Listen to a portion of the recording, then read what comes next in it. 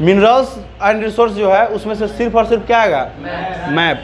और ये दो चैप्टर जो है उसमें से जो अभी हम लोग फर्स्ट पढ़ेंगे मैन्युफैक्चरिंग इंडस्ट्री, यहाँ से क्वेश्चन पूछता है और बहुत आसान है, बस समझते चलो तब। मैन्युफैक्चरिंग है क्या, मैन्युफैक्चरिंग ज़रूरत क्यों है, और मैन्युफैक्चरिंग हमारे कंट्री के लिए कितना योगदान है, इसका कहाँ लोकेशन होना चाहिए, किस पे बेस्ड है, सब हमको क्या करना है, पढ़ना है। अच्छा, मैन्युफैक्चरिंग का मतलब क्या होता है, मैन्युफैक्चर करना। क्या करना, मैन्युफैक्चर करना। तो जैसे जैसे हम लिखेंगे इसका डिफिनीशन भी उसी प्रकार से देना होगा।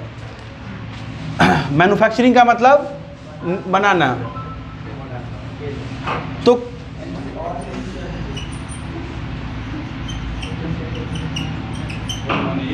मैन्युफैक्चरिंग जो होगा किसी सब्सटेंस से ही होगा, यानी किसी सब्सटेंस को ही हम क्या करेंगे, मैन्युफैक्चर करेंगे। तो जिस सब्सटेंस को हम मैन्युफैक्चर करेंगे उस सब्सटेंस को क्या बोलते हैं, रॉ मटेरियल। समझ में आ गया।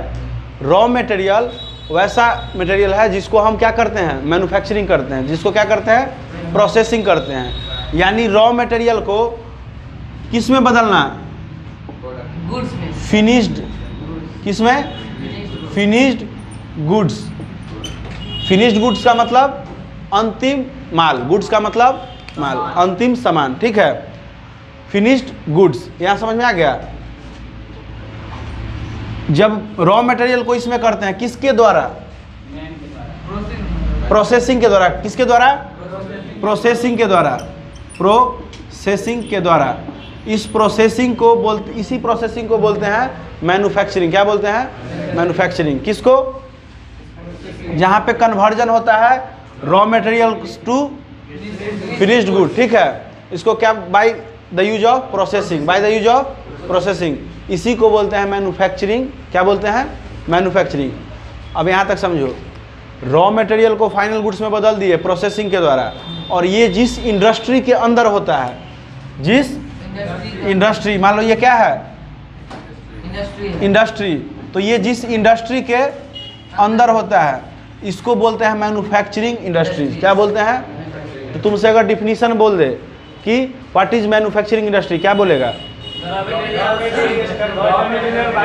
The conversion of raw material into finished good by the use of processing या by the processing of manufacturing in the industry is called। तो तुम याद मत करो, समझ लो, अपने आप लिख देगा। ये नहीं कि तुम कैसे भी लिख दो इसको। मैन्युफैक्चरिंग इंडस्ट्री समझ में आ गया। रॉ मटेरियल को फिनिश्ड गुड में बदलना बाय द प्रोसेसिंग। प्रोसेसिंग का मतलब अलग अलग प्रोसेस से अलग अलग चीज़ को बदलते हैं। जैसे रॉ मटेरियल का एग्जांपल हो गया वुड। क्या हो गया, वुड। मान लो वुड हो गया। अब लकड़ी लिए, इसको प्रोसेसिंग की है, प्रोसेसिंग करेंगे इंडस्ट्री के अंदर। नॉर्मल घरेलू भी होता है, लेकिन हम एक इंडस्ट्री के अंदर बात कर रहे हैं। और इसको क्या बना दिए, चेयर। तो ये हो गया फिनिश्ड गुड। क्या हो गया, फिनिश्ड गुड। ये हो गया वुड।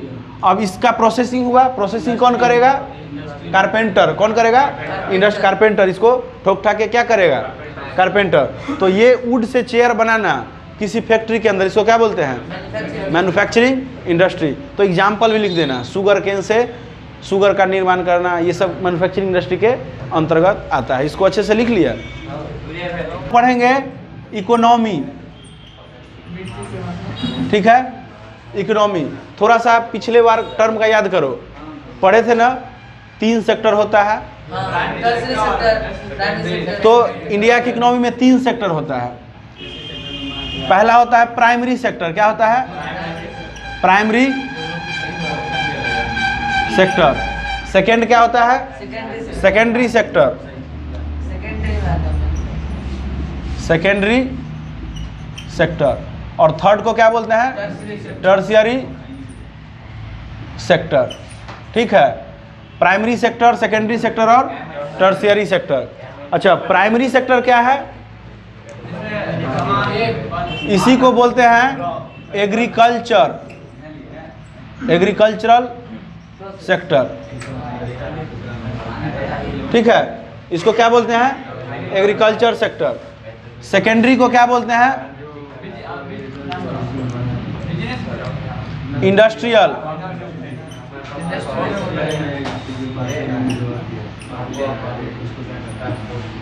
सेक्टर, ठीक है। इसको बोलते हैं सर्विस सेक्टर। टर्सरी को क्या बोलते हैं? अच्छा, याद है, बताए थे एक बार, फिर से रिपीट कर देते हैं। एग्रीकल्चर सेक्टर वो होता है जिसमें हम लोग डायरेक्ट नेचर का यूज करते हैं। फिशिंग, फार्मिंग, ये सब किस में आ गया? Agriculture sector. इसका परसेंटेज वगैरह पिछले बार था, याद होना चाहिए कि कितना जीडीपी में किसका शेयर था, ठीक है। अभी समझ लो एग्रीकल्चर सेक्टर जिसका डायरेक्ट हम नेचुरल यूज करते हैं। हाँ, अब नहीं, चेंज होते रहता है, उस टाइम में था, ठीक है, 53% था। तो एग्रीकल्चर सेक्टर समझ में आ गया। इंडस्ट्रियल सेक्टर क्या है? एग्रीकल्चर सेक्टर को प्रोसेसिंग करके, क्या करके, किस में? इंडस्ट्री में, लोगों के लिए, हाँ, फिनिश्ड गुड्स बनाना, तो ये हो गया इंडस्ट्रियल सेक्टर। पूरा का पूरा मैन्युफैक्चरिंग कहाँ होता है? इंडस्ट्रियल सेक्टर में। सर्विस सेक्टर क्या होता है? प्रोवाइड करना। जैसे कोई फिनिश्ड गुड बन गया, अब फिनिश्ड गुड बन गया तो ऐसा थोड़ा कि बन के रखा जाएगा, उसको ट्रांसपोर्टिंग के द्वारा घर घर ले जाना। या नॉर्मल डॉक्टर हो गया, टीचर हो गया, लॉयर हो गया, जो सर्विस प्रोवाइड करता है उसको क्या बोलते हैं? Service sector. ये भी पता था डेवलपमेंट कंट्री के लिए ज़्यादा मायने क्या रखता है? सर्विस सेक्टर, ठीक है। यहाँ समझ में आ गया। प्राइमरी सेक्टर को ही एग्रीकल्चर सेक्टर बोलते हैं, सेकेंडरी सेक्टर को और थर्ड को। तो अक्सर जो प्राइमरी सेक्टर होता है वो किसका काम करता है? Raw material. किसका काम करता है? Raw material. इंडस्ट्रियल सेक्टर जो होता है वो प्रोसेसिंग का काम करता है, मैन्युफैक्चरिंग, प्रोसेसिंग। किसका काम करता है? प्रोसेसिंग का काम करता है, ठीक है। और टर्सरी सेक्टर जो होता है वो ट्रांसपोर्टिंग सर्विस का करता है, किसका? फिनिश्ड गुड्स का। किसका? ठीक है। तो ये याद रख लेना, रॉ मटेरियल ही प्राइमरी सेक्टर में आता है, ठीक है। अब एक कंपैरिजन पढ़ना है इंडिया का चाइना के साथ। किसका? यहाँ पे देखो कंपैरिजन किसका? इंडिया और चाइना का। आज़ाद लगभग दोनों बराबर हुआ। इंडिया की आज़ादी कब है? चाइना का 1949 में मेनली रूप से फ्रीडम हुआ, जब वो मॉडर्न चाइना बनाने की ओर में था। अब हाँ, अब हम बता रहे हैं, एक तरफ क्या है, एक तरफ क्या है। जब इंडिया आज़ाद हुआ तो ये ज़्यादा फोर्स किया, यहाँ के प्राइम मिनिस्टर कौन थे? जवाहरलाल नेहरू। ये ज़्यादा फोर्स क्या किया कि हम इंडस्ट्री के तरफ क्या करेंगे? ज़्यादा रुख करेंगे, यानी development of industry. Development of industry का मतलब मैन्युफैक्चरिंग के तरफ ज़्यादा फोर्स किया, ठीक है।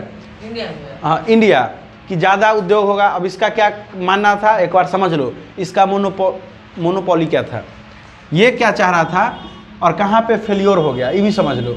ये चाह रहा था कि एक PSU बना। क्या बना? PSU। PSU का मतलब होता है पब्लिक सर्विस यूनियन। क्या होता है? या पब्लिक सेक्टर यूनियन। क्या होता है? Public sector union.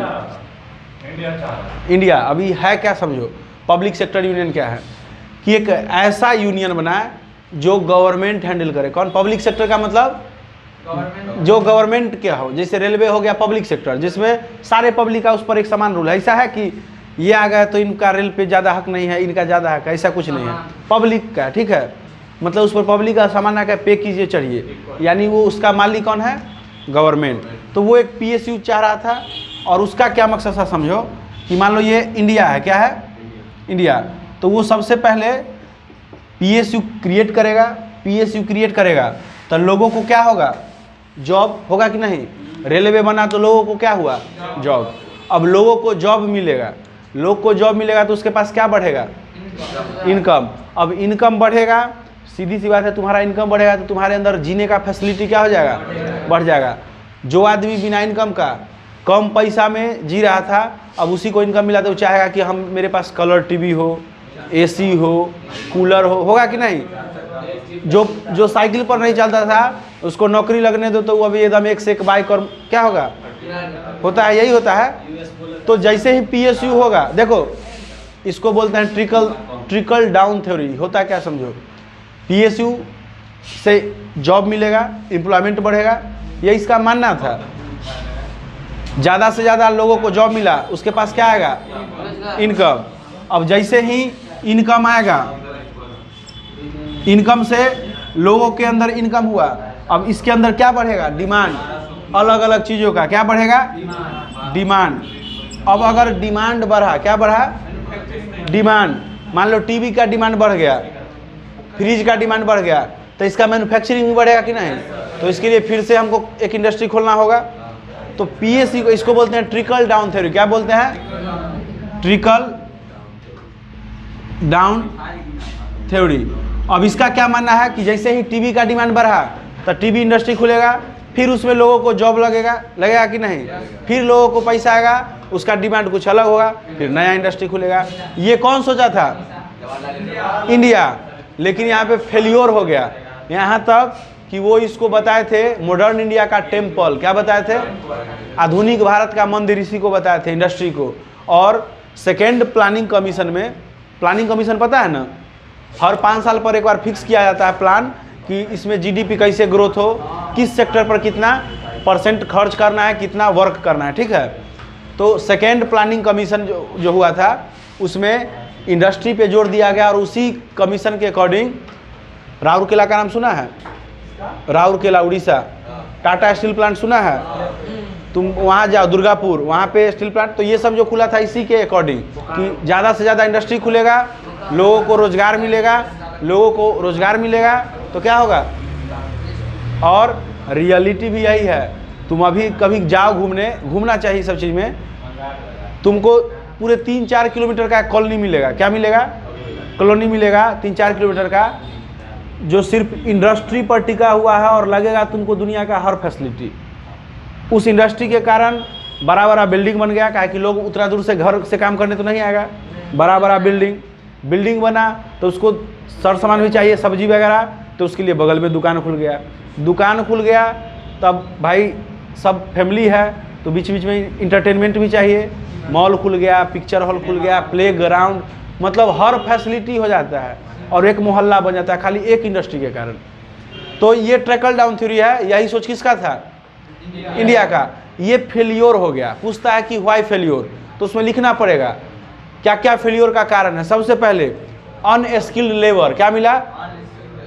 हम तो सोच लिए कि हम क्या करेंगे, एकदम मैन्युफैक्चरिंग करेंगे, और लेबर में स्किल्ड नहीं है तो क्या मैन्युफैक्चरिंग कर पाएगा? पहला। सेकंड, जिस टाइम में हुआ उस टाइम में भी करप्शन पर कंट्रोल नहीं हो पाया। कहने का ही मतलब कि मान लो पीयूष में वो योग्यता है कि ये कुर्सी बना पाए, ठीक है, अंकित में योग्यता है कि वो कार बना पाए, इस तरह का, ठीक है। अब हम एक चीज़ बता रहे हैं, अब एक चीज़ बताओ, योग्यता है लेकिन उस योग्य लड़का को लिया नहीं गया, करप्शन के कारण उसको लिया गया कि ये किसी खास आदमी के लड़के हैं, चलो इनको क्या कर लो, ले लो। अब जो अनस्किल्ड पर्सन को लिया जाएगा वो बना पाएगा क्या? तो स्किल्ड में अनस्किल्ड के कारण ये पूरा का पूरा सिस्टम में क्या हो गया? फेल। और यही इंडिया के यही कारण रहा कि इंडिया फेल्योर हो गया डेवलपमेंट में चाइना से। चाइना किस पे जोर दिया? चाइना दिया जोर एग्रीकल्चर पे। किस पे? इस पे ज़्यादा फोर्स दिया। अब उसका देखो काम कैसे किया। हाँ, चाइना किस पे काम दिया? जोर एग्रीकल्चर। अब एग्रीकल्चर होगा, मान लो तुम कोई चीज़ कर रहा है तो तुम उसका साधन खुद ढूंढेगा कि गेहूं है तो इसको हम क्या करें ताकि ये गेहूं क्या हो। तो सबसे पहले एग्रीकल्चर किया। अब एग्रीकल्चर उसका इतना अच्छा होने लगा कि वो रिसोर्स एंड डेवलपमेंट खोजने लगा कि इसको क्या करे कि इससे हमको इनकम बढ़े। क्या करे? तो वो जगह जगह लोकल मैन्युफैक्चरिंग शुरू कर दिया। जगह जगह मतलब लोकल, मतलब घर में जैसे गेहूं आया, 4 मोहल्ला के लिए वहाँ कुछ ना कुछ आटा का फॉर्मेशन, और उस आटा से बिस्कुट का निर्माण शुरू कर दिया। तो लोकल लेवल पे फॉर्मेशन शुरू कर दिया, यानी एग्रीकल्चर को अच्छा से कर लिया। उसके बाद वहाँ रिसर्च एंड डेवलपमेंट किया, स्किल्ड को बढ़िया किया, ठीक है। वहाँ अपने आप मैन्युफैक्चरिंग अपने आप वहाँ पे कदम रख दिया। तुम्हारे पास साधन हो जाए तो आज न कल तुम अपने आप क्या करोगे? आज न कल उसको डेवलप करने की कोशिश करोगे, या पहले मशीनें बना लोगे और तब सिखाओगे। वो पहले लोगों को स्किल्ड किया, ठीक है, वहाँ पे करप्शन भी नहीं रहा, स्किल्ड किया, फिर मैन्युफैक्चरिंग की तरफ कदम रखा और आज वहाँ बेरोजगारी नाम का चीज़ ऐसा नहीं है कि वहाँ है, लेकिन यहाँ इतना घटिया स्थिति नहीं है इंडिया की तरह, जबकि पॉपुलेशन इंडिया से क्या है, ज़्यादा है। इंडिया में तो कुछ फैक्टर रिजर्वेशन का भी आ जाता है, रिजर्वेशन हो गया तो ये हो गया, यानी एक तरह से सबका एक ही है स्किल्ड प्रॉब्लम। आप में वो स्किल्ड नहीं है। अभी भी देखता होगा बहुत ऐसा है, एक नॉर्मल बता रहा है, तुम लोग को गुस्सा चढ़ता होगा, टिकट काउंटर पे चले गए और वो टिकट बहुत स्लो काटेगा, तुम बैंक काउंटर पे जाओ और धीरे धीरे, तो तुमको लगता है ना कि बिना पढ़े आ गया, यानी कहाँ से बिना स्किल्ड पर्सन को ले लिया। तो ये, और ये सिर्फ इसी को नहीं, ये पूरे जीडीपी को पीछे खींच लेता है। जहाँ पे एक आदमी अगर स्किल्ड रहता तो 8 घंटा में ज़्यादा प्रोडक्शन करता है, उसके जगह पर 2 आदमी को काम करवाना पड़ रहा है, ज़्यादा पैसा देना पड़ रहा है कि नहीं। तो ये हर तरफ से इकोनॉमी को क्या करता है, डिफेक्ट करता है। तो ये कंपैरिजन था किसमें, इंडिया और चाइना में। अब इसमें पढ़ेंगे मैन्युफैक्चरिंग इंडस्ट्री बैकबोन ऑफ मतलब बैकबोन ऑफ कंट्री कैसे है। अच्छा, बैकबोन का मतलब रीढ़ का मतलब कि जो अपर पार्ट और लोअर पार्ट हम लोग का शरीर में है, तो उसी तरह से बैकबोन है शरीर का, इसका कंट्री का क्या है। अब समझो कैसे, एक बार समझ लो फिर लिखना। चलो, ये क्या है, कंट्री, क्या है, कंट्री। अब एक चीज देखो,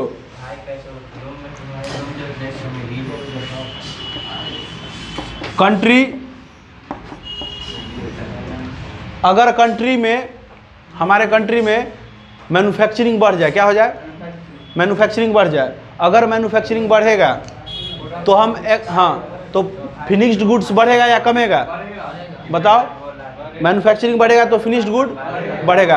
अगर फिनिश्ड गुड बढ़ गया तो हम अपने लोगों के डिमांड को तो पूरा करेंगे ही करेंगे, देश से बाहर के लोगों का भी डिमांड क्या करेंगे, फुलफिल करेंगे। अब अगर फुलफिल देश के बाहर के लोगों का करेंगे, यानी कि हम क्या करना है, एक्सपोर्ट, क्या कर रहे हैं, यानी एक्सपोर्ट कर रहे हैं। एक्सपोर्ट का मतलब अपने सामान को दूसरे देशों में बेचना, ठीक है। अगर एक्सपोर्ट बढ़ेगा तो देश का इनकम क्या होगा, देश का इनकम बढ़ेगा। देश का इनकम बढ़ेगा तो फॉरेन करेंसी क्या होगा, बढ़ेगा। तो फॉरेन करेंसी भी, सुनो, फॉरेन करेंसी पहले एक बार समझ लो होता क्या है। हम लोग जो भी व्यापार करते हैं वो डॉलर में करते हैं। किस में करते हैं, कोई भी दुनिया का कोई भी कंट्री दूसरे कंट्री में जो व्यापार होता है, तो जैसे यहाँ ना रुपया चलता है, जब एक देश का दूसरे देश से व्यापार होता है तो डॉलर चलता है। इंडिया के पास अभी 6,900 कुछ बिलियन डॉलर करेंसी है। कितना, 6,000, जो कि अब अच्छा है। हाँ, मतलब फॉरेन करेंसी में जितना ज़्यादा है उतना, जैसे अभी इसको राफेले मंगवाना हो तो थोड़े ना रुपया देगा, ये क्या करेगा, डॉलर देगा। तो डॉलर, हाँ डॉलर, ठीक है। 1991 में, कब, 1991 में, उस समय इकोनॉमिक, या इसको ही बोल दो कि उस समय जो वित्त मंत्री थे मनमोहन सिंह थे। कौन थे, मनमोहन सिंह। भारत इतना कंडीशन में आ गया था, नीचे कंडीशन में, कि उसके पास मात्र 15 दिन का करेंसी, फॉरेन करेंसी बचा था। कितना दिन का, 15 दिन। यानी अगर 15 दिन और इधर उधर का व्यापार हो जाए तो उसके पास फॉरेन करेंसी 0। उसके बाद बहुत टेंशन का बात हो गया, दौरे दौरे गए IMF। IMF पता है क्या होता है, मॉनेटरी फंड, सुना है, मॉनेटरी फंड जैसे वर्ल्ड बैंक होता है ना, IMF भी है। तो ये क्या करता है, लोन वगैरह प्रोवाइड करता है दूसरे देशों को। जैसे तुम्हारे पास पैसा का कमी है, तुम बैंक जाता है ना, तो यहाँ रुपया का जरूरी है और तुमको विदेशी पैसा चाहिए, तो उस तरह का संस्था में जाएगा जो पूरे देश को कवर कर रहा है। तो IMF है, वर्ल्ड बैंक, ये सब उसी तरह का है। वहाँ गया कि हमको क्या दीजिए, लोन। ये बोला कि हम आपको लोन देंगे, लेकिन आपका जो पॉलिसी है, लोन देने से भी कोई फायदा नहीं है, हम फिर देंगे, फिर आप इसको खर्च कर लीजिएगा, फिर सधाइएगा कैसे। आप एक चीज़ कीजिए, आप LPG लागू कीजिए। वो कौन बताया, IMF। उसमें उस समय इकोनॉमिस्ट कौन थे, मनमोहन सिंह। वो क्या किए, LPG लागू किए। LPG का मतलब लिख लो, LPG, इसका मतलब होता है लिबरलाइजेशन। क्या होता है, लिबरलाइजेशन प्राइवेटाइजेशन क्या होता है? प्राइवेटाइजेशन और ग्लोबलाइजेशन, वो एलपीजी लिक्विफाइड पेट्रोलियम गैस नहीं, लिबरलाइजेशन, प्राइवेटाइजेशन और ग्लोबलाइजेशन, इसका मतलब क्या होता है? पहले लिख लो। लिबरलाइजेशन, प्राइवेटाइजेशन और ग्लोबलाइजेशन मतलब क्या होता है समझो। अभी बताए थे ना कि इंडिया का गवर्नमेंट क्या रूल आया था कि जो भी सेक्टर होगा मैन्युफैक्चरिंग का वो किसका होगा? पब्लिक सेक्टर हुआ। पब्लिक सेक्टर हुआ मतलब गवर्नमेंट का मतलब उसमें अंदर में क्या हो रहा था? करप्शन, अनस्किल्ड मिल रहा था। वहाँ का गवर्नमेंट मतलब वहाँ का आईएमएफ बोला कि आप सबसे पहले लिबरल होइए। क्या होइए? लिबरलाइजेशन, मतलब कि लोगों को आमंत्रित कीजिए कि किस तरह से मैन्युफैक्चरिंग में फ़ायदा है, किस तरह से बनाओ, सामान को बनाओ, बेचो तो कितना बेनिफिट है। आप अगर खाली इंपोर्ट कीजिएगा तो फॉरेन करेंसी क्या होगा? अब चूंकि इसका स्किल था नहीं, हर चीज़ क्या कर रहा था? विदेश से खरीदिए रहा था। क्या कर रहा था? अब तुम विदेश से खरीदेगा तो फॉरेन करेंसी क्या होगा? कुछ ऐसा कीजिए कि आप भी कुछ बेचिए, होगा। अब आप भी बाहर कीजिए, उसके लिए हमको मैन्युफैक्चरिंग करना होगा। मैन्युफैक्चरिंग सिर्फ गवर्नमेंट चाहेगा तो हो पाएगा? क्या कि उसमें तो जान रहा है कि हर लेवल पे करप्शन भरा है। तो क्या होता है? और लिबरलाइजेशन कीजिए, फिर प्राइवेटाइजेशन कीजिए। आप जो ही गवर्नमेंट पब्लिक सेक्टर बनाए हुए हैं इसको प्राइवेट सेक्टर कर दीजिए, यानी लोगों को दे दीजिए और प्राइवेट कर दीजिएगा तो करप्शन होने, कोई चाहेगा लॉस हो तो प्राइवेट में क्या होगा? फायदा होगा। उसका ग्लोबलाइजेशन, और ये जैसे ही होगा तो उसको ग्लोबलाइजेशन मतलब इंटरनेशनली हो जाएगा। ठीक है, यहाँ समझ में आ गया। और जिससे क्या होगा? फॉरेन करेंसी आने लगेगा। फॉरेन करेंसी आएगा तो उससे देश का होगा। तो एलपीजी लाया हुआ किसका था? डॉक्टर मनमोहन सिंह का। किसका? एक देश से दूसरे देश में व्यापार को बढ़ावा मिलना, इसको बोलते हैं। हाँ, घरेलू, डोमेस्टिक मतलब घरेलू। ठीक है, ये समझ में आ गया। तो यहाँ अभी क्या बताया? मैन्युफैक्चरिंग बैकबोन का है। मैन्युफैक्चरिंग इंडस्ट्री का डेवलपमेंट होगा, एक्सपोर्ट का क्या होगा? बढ़ेगा। इनकम क्या होगा? Foreign currency. जबकि इंपोर्ट का क्या होगा? घटेगा। अच्छा, जरूरी नहीं है कि सुनो इंपोर्ट का डाउन होना अलग चीज़ है। जरूरी नहीं है कि एक्सपोर्ट बढ़ा तो इंपोर्ट भी घटिए जाएगा। कुछ ऐसा चीज़ है कि एक्सपोर्ट जितना करो, मान लो मेरे पास लोहा का रॉ मटेरियल नहीं है, अब हमको लोहा का कोई पार्ट बनाना है तो इसके लिए हमको इंपोर्ट भी तो उतना करना होगा जितना एक्सपोर्ट करेंगे। तो ये अलग अलग डिपेंड है। लेकिन अक्सर क्या होगा? मैन्युफैक्चरिंग बढ़ेगा तो क्या होगा? इंपोर्ट घटेगा तो इनकम क्या होगा? इंपोर्ट बढ़ेगा, इनकम घटेगा। ठीक है। अरे इंपोर्ट, अगर मैन्युफैक्चरिंग कम गया तो इंपोर्ट बढ़ेगा नहीं। हम दूसरा चीज़ से, इंपोर्ट का मतलब दूसरे देशों से खरीदना। अब इंपोर्ट हम दूसरे देश से खरीदेंगे, इनकम क्या होगा? और फॉरेन करेंसी भी क्या होगा? घटेगा।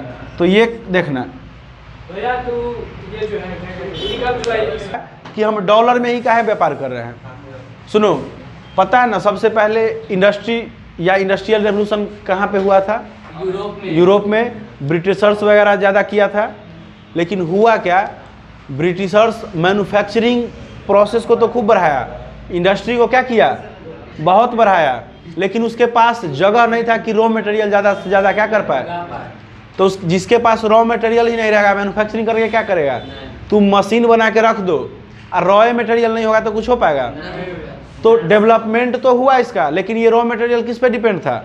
अदर कंट्री पे। अदर कंट्री फ्रीडम ले लिया, इसका रॉ मटेरियल क्या हो गया? ख़त्म हो गया, खरीदना पड़ रहा है। पहले तो जबरन लेता था।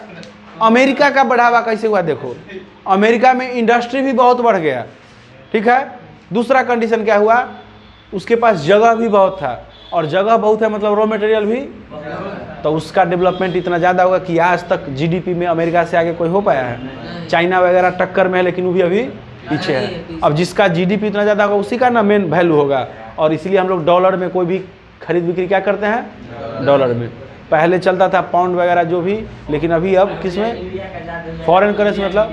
हाँ, तो इंडिया का ज़्यादा हुआ तो मतलब जो अपने मन मुताबिक। मैन्युफैक्चरिंग इंडस्ट्री, एमआई का मतलब मैन्युफैक्चरिंग इंडस्ट्री। अभी आईपीओ हो गया। Significance of manufacturing industry, significance का मतलब होता है इंपॉर्टेंस, क्या इंपॉर्टेंस है एक बार देख लो, और इसी तरह से पॉइंट याद रख लेना। पहला क्या है? Modernisation of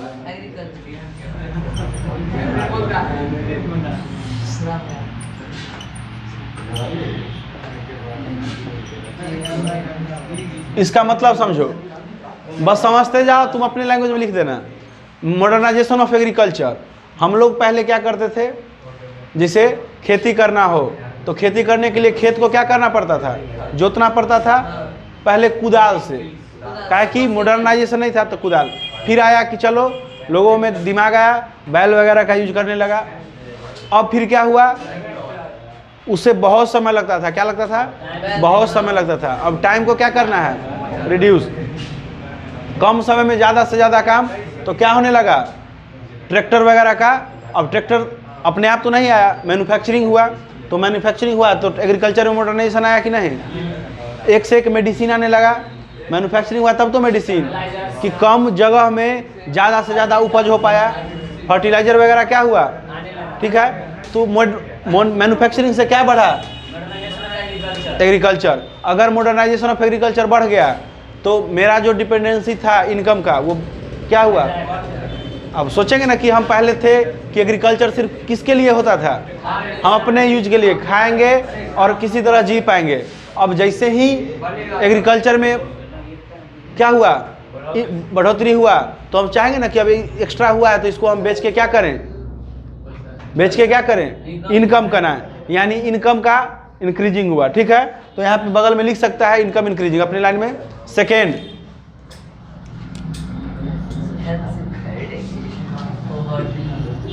reduction of dependency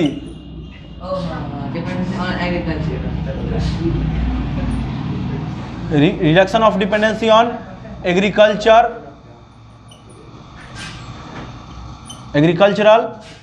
income. अब इसका मतलब समझो क्या है, reduction of dependency on agriculture income. और मैन्युफैक्चरिंग प्रोसेस, मैन्युफैक्चरिंग इंडस्ट्री का क्या हो गया? डेवलपमेंट। अब होता क्या है, मान लो हम 2 फसल करते हैं साल में या 3 फसल। अब जैसे अभी बुआई हो गया, अब 3 से 4 महीना क्या रहेगा? खेत में रहेगा। अब 3 से 4 महीना जो खेत में रहेगा तो इसमें किसानों को कोई इनकम होगा क्या? वो तो एक बार फिर फसल कटेगा तो एक बार इनकम हो गया, फिर बुआई होगा, फिर से 3 से 4 महीना क्या होगा? खेत में इनकम होगा नहीं। यानी किसानों को मेनली इनकम वही 2-3 महीना के दौरान ही, बाद बाकी उसको बैठा ही रहना पड़ता था, जो जमा पूंजी था उसी को क्या करना पड़ता था। तो इसको कम करने के लिए मैन्युफैक्चरिंग इंडस्ट्री हुआ कि जो लोग खेती कर लिए कीजिए, बाकी बैठे समय में आप इंडस्ट्री में जाके कमाइए। तो ये जो डिपेंडेंसी था एग्रीकल्चर इनकम पर, उसको क्या किया? रिड्यूस किया। वो मैन्युफैक्चरिंग या इंडस्ट्री वगैरह में जाके क्या कर सकता है? इनकम कर सकता है। तो इस डिपेंडेंसी को क्या किया? रिड्यूस किया, यानी इनकम को बढ़ाना। तो अनएम्प्लॉयमेंट को क्या किया? अनएम्प्लॉयमेंट घट गया, डिक्रीज हो गया। क्या हो गया? सीधी सी बात है, इनकम बढ़ा, अनएम्प्लॉयमेंट। तो यहाँ पे ब्रैकेट में लिख भी देना, इनकम मोर, अनएम्प्लॉयमेंट घटा। ठीक है, अब अनएम्प्लॉयमेंट घट गया। दूसरा क्या मैन्युफैक्चरिंग से हो रहा है?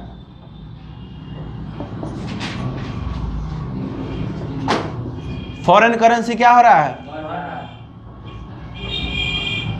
बढ़ रहा है। कब? जब एक्सपोर्ट बढ़ रहा है और इंपोर्ट कम रहा है। दोनों एकदम इस तरह से 5 पॉइंट पूछेगा। Right the significance of manufacturing industry. तो इतना पॉइंट को अपने लैंग्वेज में लिख देगा, नंबर मिलेगा 5 नंबर। डिटेल से ना, तो और क्या, इसको अभी थोड़ा कि 1 पॉइंट लिख देगा मॉडर्नाइजेशन ऑफ एग्रीकल्चर, एग्जाम्पल के साथ लिखेगा ना। अभी जो एग्जाम्पल बताते गए क्या है? मैन्युफैक्चरिंग तो समझ में आ गया। अब हम इंडस्ट्री जो खोलेंगे, कॉमन सेंस है, कोई भी इंडस्ट्री खोलेगा कहाँ पे खोलेगा? सबसे पहले जहाँ पे रॉ मटेरियल का अवेलेबिलिटी हो, ऐसा खोल देंगे कि यहाँ रॉ मटेरियल ना मिले। फर्स्ट तो ये पॉइंट, लोकेशन ऑफ इंडस्ट्री का पहला point availability of raw material. Second point नहीं, वो तो हो गया फिर आइडियल लोकेशन। अभी सिर्फ लोकेशन की बात कर रहे हैं। चीप वाला जो होगा वो आइडियल में। अभी क्या है, रॉ मटेरियल क्या हो, आसानी से मिले, लेबर हमको आसानी से मिल जाए। क्या मिल जाए? लेबर। अब मान लो हम यहाँ पे मैन्युफैक्चरिंग कर रहे हैं और काम करने के लिए लेबर ही नहीं मिल पाएगा तो मुश्किल हो जाएगा। तो जहाँ पे लेबर क्या हो जाए, आसानी से मिल जाए। जगह ज्यादा। थर्ड, ट्रांसपोर्टिंग का सुविधा जहाँ पे ज़्यादा हो। अब मान लो ऐसा जगह पर कर दो कि रॉ मटेरियल पहुँच ही ना पाए, या अगर कोई मैन्युफैक्चरिंग हो जाए तो मैन्युफैक्चरिंग को एक जगह से दूसरी जगह ले जाने में ही इतना खर्चा हो कि आदमी हिम्मत हार दे। ठीक है, सस्ता इलेक्ट्रिसिटी मिले, सस्ता कैपिटल वगैरह। सस्ता तो अभी बाद में पढ़ेंगे, आइडियल लोकेशन जहाँ पे इजीली इलेक्ट्रिसिटी प्रोवाइड हो। ठीक है, कैपिटल मिले, कैपिटल का मतलब इजीली लैंड प्रोवाइड हो। इंडस्ट्री थोड़ा है कि छोटा सा एरिया में हो जाएगा, तो जहाँ पे इजीली लैंड प्रोवाइड हो वहीं पे हो पाएगा ना। हाँ, तो ये सब क्या है, लोकेशन। इसी में पढ़ेंगे आइडियल लोकेशन और इसको आगे 2-3। एग्रोमोलेशन का मतलब होता है कलेक्शन। क्या होता है? कलेक्शन। एग्रोमोलेशन इन इंडस्ट्री का मतलब कलेक्शन। इसमें क्या होता है देखो, कलेक्शन में इसका सीधा सा डिफिनीशन समझ लो।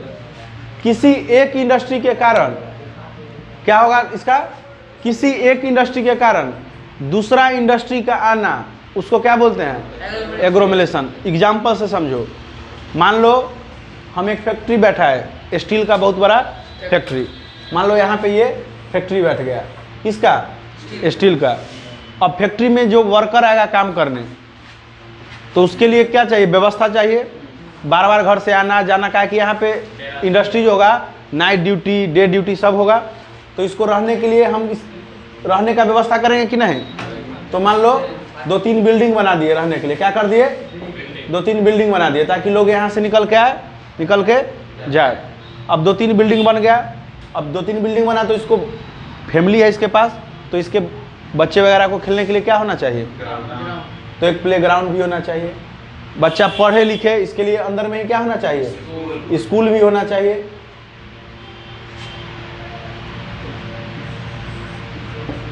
ये क्या है? स्कूल। हाँ देखो, एग्रोमोलेशन होता है कैसे, कनेक्शन। स्कूल, ये क्या है? प्लेग्राउंड। ये सब उसका क्वार्टर है। अब यहाँ पे है तो उसको सामान भी चाहिए खरीदने के लिए, और थोड़े ना बार बार जाएगा, चीनी लाना है तो उतना दूर, तो बगल में छोटा सा मॉल भी चाहिए। क्या चाहिए? मॉल। अच्छा, मॉल होगा। अब उसको ऐशो आराम, जब पैसा है तो थोड़ा सुविधा भी चाहिए, तो मूवी थिएटर ये सब भी होना चाहिए। अब ये सब, हाँ ये सब हो जाएगा। इसके बावजूद भी अगर उसके पास पैसा है, अब धीरे धीरे तो और बढ़ेगा ना, इसका इंडस्ट्री ग्रोथ कर रहा है, पैसा आया तो उस पैसा को कौन लेगा? बैंक। जमा कहाँ होगा? अब बैंक क्या होता है, जहाँ भी कोई बड़ा सा कंपनी है तो उसके अगल बगल में कोई फ्रेंचाइजी बैंक का जरूर आ जाता है। क्या आता है? तो मान लो यहाँ पे क्या आ गया? बैंक आ गया। क्या आ गया? बैंक। लेबर का फैसिलिटी है।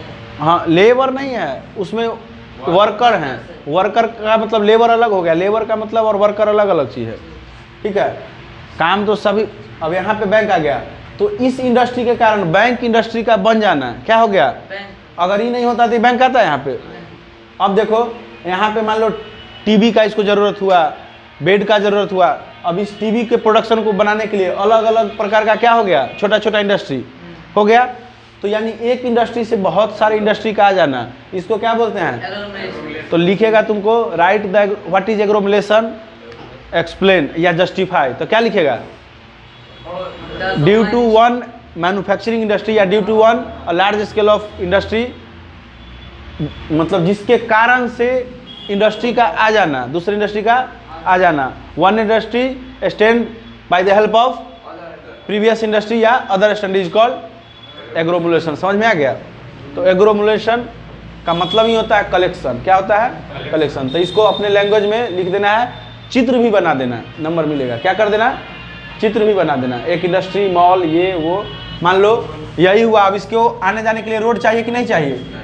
तो रोड का काम हो गया, रोड बना तो गाड़ी चाहिए, तो प्राइवेट गाड़ी वगैरह चलने, तो ये सब मतलब एक चीज़ से देखो कितना डेवलप्ड हो रहा है। तो इसको क्या बोलते हैं? एग्रोमोलेशन। Classification of industry. इसमें देखो क्या करना है। अच्छा, हम इंडस्ट्री को क्लासिफाई किस बेस्ड पे करेंगे, तो पॉइंट वाइज याद रखना, वहाँ अपने आप लिखा जाएगा। सबसे पहले हम इंडस्ट्री को कहाँ पे बैठाएंगे, कहाँ पे अपना इंडस्ट्री बैठाएंगे, जहाँ पे हमको आसानी से रॉ मटेरियल मिल जाए। तो सबसे पहले ये कहाँ पे बैठेगा, जहाँ पे इसका रॉ मटेरियल अवेलेबिलिटी क्या हो, इजीली हो। तो रॉ मटेरियल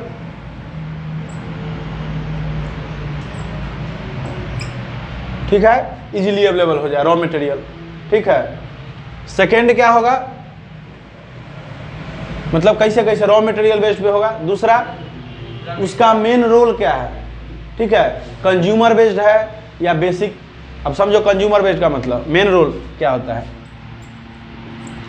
मेन रोल, एक इंडस्ट्री है जो टूथपेस्ट बनाया, ब्रश बनाया, ये डायरेक्ट किसको देगा, कंज्यूमर को। कुछ इंडस्ट्री है जो मान लो चक्का बनाया, क्या बनाया, तो तुम जाएगा चक्का लेने, चक्का कौन लेगा, दूसरा इंडस्ट्री।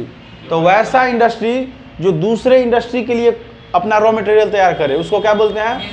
हाँ नहीं नहीं, मेन रोल नहीं, ये मेन रोल आगे दो पार्ट में डिवाइड होगा। एक हो जाएगा बेसिक और एक होता है कंज्यूमर। हाँ बेसिक सप्लाई और एक होता है, हाँ समझ में आ गया, जो दूसरे इंडस्ट्री के लिए बना है। जैसे ऑटोमोबाइल के लिए क्या चाहिए, चक्का, गियर, चैन, तो ये बना के ऑटोमोबाइल इंडस्ट्री को देगा, तो ये हो गया बेसिक, ठीक है, उसके लिए बेसिक हो गया। कंज्यूमर जो डायरेक्ट बना के कंज्यूमर को देगा, वो क्या हो गया, यानी इसका रोल देखा जाता है कि बेसिक बना रहा है या कंज्यूमर के लिए डायरेक्ट बना रहा है, उसको क्या बोलते हैं। तो इसको भी क्लासिफिकेशन ऑफ इंडस्ट्री में मेन रोल। थर्ड होता है कैपिटल इन्वेस्टमेंट, कि कौन कितना इन्वेस्टमेंट कर रहा है, क्या कर रहा है, क्लासिफिकेशन ऑफ इंडस्ट्री। इंडस्ट्री को हम बोलते हैं ना कौन प्रकार का इंडस्ट्री है, बड़का इंडस्ट्री है कि, तो उसमें एक ये भी आता है कैपिटल इन्वेस्टमेंट, क्या आता है, और इसको अच्छा से देखना ही क्या होता है, इन्वेस्टमेंट। कैपिटल इन्वेस्टमेंट का मतलब होता है, ये दो पार्ट में होता है, एक लार्ज स्केल और एक होता है, यानी एक लार्ज इंडस्ट्री होता है, ये भी दो पार्ट में, एक होता है लार्ज स्केल इंडस्ट्री और दूसरा होता है small scale industry. Capital investment. अब लार्ज स्केल इंडस्ट्री का मतलब समझो कौन सा होता है। लार्ज स्केल जो लार्ज प्रोडक्शन करे, क्या करे, लार्ज प्रोडक्शन करे। एक एग्जांपल बताते हैं, सब लोगों के आसपास में एक फैक्ट्री जरूर होगा जो मिक्सचर का प्रोडक्शन करता है, लोकल लेवल पर देखता होगा कि अच्छा मतलब लोकल मिक्सचर है। एक होता है जो लार्ज लेवल पर, हल्दीराम, ये पूरा इंडिया में फेमस है हल्दीराम, बीकाजी है ना, लेकिन है यहाँ की कोई बगल में हल्दीराम का। तो लार्ज प्रोडक्शन का मतलब जो लार्ज लोगों के लिए लार्ज प्रोडक्शन करे और लगभग सभी लोगों के लिए हो, यानी जिसका इन्वेस्टमेंट 2 करोड़ या 1 करोड़ से ऊपर का हो, 10 करोड़ तक कम से कम, उसको क्या बोलते हैं, 10,000 करोड़ तक, उसको क्या बोलते हैं, 1 करोड़ से नीचे का हो, वो चेंज होते रहता है हर बार, 1 करोड़ हो, 1.5 करोड़ हो, तो इसको बोलते हैं स्मॉल स्केल। ये छोटा लेवल पर उसका क्या होता है, प्रोडक्शन होता है छोटा लेवल पर, कुछ गांव के लिए, कुछ मोहल्ला के लिए, इस तरह का। जैसे अपने बगल में, मेरे बगल में भी है सेवई का, किसका है, सेवई का। अब सेवई का है तो उसका थोड़ी ना सेवई कलकत्ता जाता होगा, उसका सेवई क्या है, इसी लेवल पर रह जाए, किसका, इसी लेवल पे, लोकल लेवल पे। तो वो स्मॉल स्केल इंडस्ट्री हुआ। लार्ज स्केल और स्मॉल स्केल समझ में आ गया, दोनों में अंतर समझ में आ गया। लार्ज स्केल और स्मॉल स्केल समझ में आ गया। ये किस पे है, कैपिटल में। तो एक इंडस्ट्री हम किस पे डिपेंड कर देखते हैं, कैपिटल पे। मेन रोल समझ में आ गया। इसको भी अभी बताएंगे, रॉ मटेरियल छूटा हुआ है। नेक्स्ट देखते हैं ऑनरशिप। क्या देखते हैं, ऑनरशिप। ऑनरशिप 4 पार्ट में है, इसको 4 पार्ट लिख लो इस तरह से। पहला हो गया पब्लिक, क्या हो गया, पब्लिक सेक्टर, जो बताए थे ना, जिसका हेड कौन होता है, गवर्नमेंट होता है, जो सारे पब्लिक के लिए क्या है, इक्वल होता है। तो एक होता है पब्लिक। दूसरा क्या होता है, प्राइवेट। एक होता है पब्लिक सेक्टर, दूसरा क्या होता है, प्राइवेट सेक्टर, यानी निजी व्यक्ति कोई अपना कंपनी, क्या इंडस्ट्री क्या कर रखा है, खोल रखा है। एग्जाम्पल बता रहे हैं, रतन टाटा का जो कंपनी है, मुकेश अंबानी, सब का प्राइवेट कंपनी है, वो अपना रेगुलेशन अपने अनुसार चलाएगा, चलाएगा कि नहीं चलाएगा। तो जिसका मालिक गवर्नमेंट ना हो के कौन होगा, एक प्राइवेट मैन होगा, उसको क्या बोलते हैं? Private sector. एक होता है ज्वाइंट सेक्टर। एक क्या होता है? Joint sector. ज्वाइंट सेक्टर का मतलब दोनों। अब इसमें एक अभी सुन रहा होगा ना, प्राइवेटाइजेशन हो रहा है, प्राइवेटाइजेशन, रेलवे का प्राइवेटाइजेशन, यानी इसमें गवर्नमेंट का भी हाथ हो और प्राइवेट का भी हो, उसको क्या बोलते हैं? Joint sector. एक होता है cooperative sector. Cooperative sector. Cooperative sector का क्या होता है? जो एक दूसरे को ऑपरेट करे, यानी एक दूसरे पर ही बेस्ड हो, उसको क्या बोलते हैं? Cooperative sector. इसका जो लास्ट पॉइंट है ये होता है बल्क एंड वेट। बल्क का मतलब टुकड़ा नहीं होता, बल्क पीस। तो हेवी, अब इसमें भी दो प्रकार का, एक होता है हेवी वेट और एक होता है लाइट वेट। ये भी कितना पार्ट में होता है? Heavy weight. और दूसरा क्या होता है? Light weight. हेवी वेट का मतलब भारी, जैसे एग्जांपल में आयरन ओर, यहाँ पे जो इंडस्ट्री होगा उसमें भारी भारी सामान नहीं होगा, लोहा का, आयरन वगैरह का जो इंडस्ट्री होगा उसमें जो भी चीज़ होगा, कोई भी बने या कोई भी चीज़ उसमें रॉ मटेरियल के टाइप का हो, उसमें क्या होगा? भारी भारी होगा। तो ये हो गया heavy industry, heavy weight industry.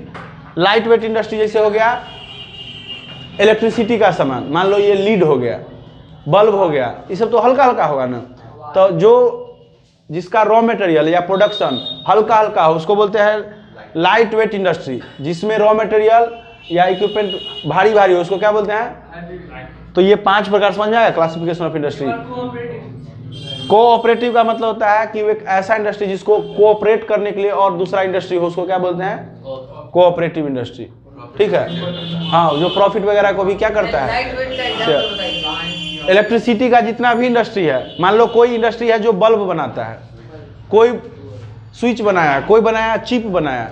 अब इस प्रकार का इंडस्ट्री लाइट वेट होगा, कितना वजन होगा उसमें? अब कोई लोहा का सामान बना रहा है तो वो हैवी वेट होगा कि light weight? Heavy weight industry. तो एक वजन के अनुसार हो गया। ऑनरशिप समझ में आ गया कि अकॉर्डिंग टू उसका ऑनर कौन है, प्राइवेट आदमी है, पब्लिक आदमी है, कि ज्वाइंट चल रहा है कि कोऑपरेटिव चल रहा है।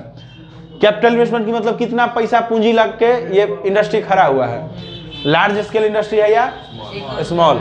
3 पॉइंट समझ में आ गया। चौथा, मेन रोल, किसका मेन रोल क्या है? बेसिक प्रोवाइड कर रहा है या कंज्यूमर को प्रोवाइड कर रहा है? समझ में आ गया। तो ये शुरू में जो था, जो बताया नहीं है, रॉ मटेरियल, ये भी 2 पार्ट में है। कितना पार्ट में? एक होता है agro based. Agro based, agro based का मतलब वैसा रॉ मटेरियल जो एग्रीकल्चर पे डिपेंड हो। जैसे कॉटन, क्या हो गया? जूट, शुगर, ये सब किस पे डिपेंड है? अगर तुमको कपड़ा है तो उसके लिए किस पे डिपेंड होना पड़ेगा? एग्रीकल्चर। उसके लिए कॉटन होना चाहिए, चीनी बनाना है तो गन्ना होना चाहिए कि नहीं? गन्ना किस बेस पे है? उसका रॉ मटेरियल एग्रीकल्चर। तो एक हो गया एग्रीकल्चर, एग्रो बेस्ड यानी एग्रीकल्चर बेस्ड। यहाँ पे लिख देना एग्रीकल्चर बेस्ड। अच्छा, एग्रीकल्चर बेस्ड का एग्जाम्पल भी दे दिया, क्या हो जाएगा? शुगर हो गया, कॉटन हो गया, जूट हो गया, क्या हो गया? रबर हो गया, टी हो गया, कॉफी हो गया, ये सब क्या है? एक होता है मिनरल बेस्ड। क्या होता है? Mineral based. अब एग्जाम्पल देखो मिनरल बेस्ड का। मान लो हमको आयरन प्रोड्यूस करना है, क्या बनाना है? अब आयरन के लिए एग्रीकल्चर से जरूरत है क्या? इसमें तो मिनरल चाहिए ना। जैसे एल्युमिनियम बनाने के लिए कौन सा मिनरल चाहिए? और बॉक्साइट। आयरन के लिए आयरन का और होगा, ठीक है। उसी तरह बहुत सारा और है जिससे क्या निकलता है, ठीक है। तो इस चीज को बस ध्यान में रखना है, फिर से बताना पड़ेगा। रॉ मटेरियल के लिए क्या क्या है? एग्रो बेस्ड और मिनरल बेस्ड। एग्रो बेस्ड का मतलब एग्रीकल्चर, मिनरल का मतलब नॉर्मल मिनरल। जैसे एग्जाम्पल में भी लिख देना, तुम लोग वहां पे एग्जाम में गलती मत करके आना। आयरन ओर से क्या निकलता है? आयरन। बॉक्साइट से क्या निकलता है? एल्युमिनियम। तो ये सब मिनरल बेस्ड है। एल्युमिनियम, ठीक है, मिनरल बेस्ड है, ठीक है। यहाँ मिनरल नहीं होगा तो एग्रीकल्चर से यहाँ कोई लेना देना है? मेन रोल समझ में आ गया, जो बेसिक यानी दूसरे इंडस्ट्री को प्रोवाइड करने के लिए कंज्यूमर को डायरेक्ट प्रोवाइड करता है। कैपिटल इन्वेस्टमेंट समझ में आ गया, ऑनरशिप और बल्क हेड, इसको लिख लो। का मतलब क्या होता है बताओ? एग्रीकल्चर वेस्ट इंडस्ट्री, इसको भी दो पार्ट में डिवाइड किया गया है। एक है टेक्सटाइल इंडस्ट्री,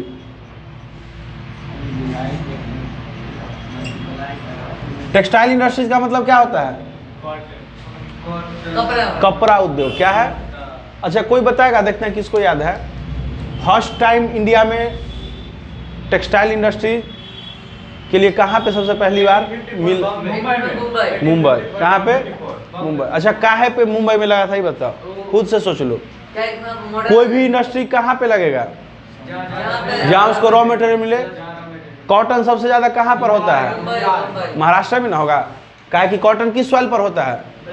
ब्लैक सॉइल कहाँ होता है? तो कॉमन सेंस है। अच्छा तुमसे पूछे फर्स्ट जूट के लिए इंडस्ट्री कहाँ लगा था? वेस्ट बंगाल। का है कि जूट सबसे ज्यादा कहाँ होता है? हाँ तो जहाँ पे भी हो, तो ये सब कॉमन सोचने वाला चीज है। अब देखो, एक तो हो गया टेक्सटाइल इंडस्ट्री, दूसरा हो गया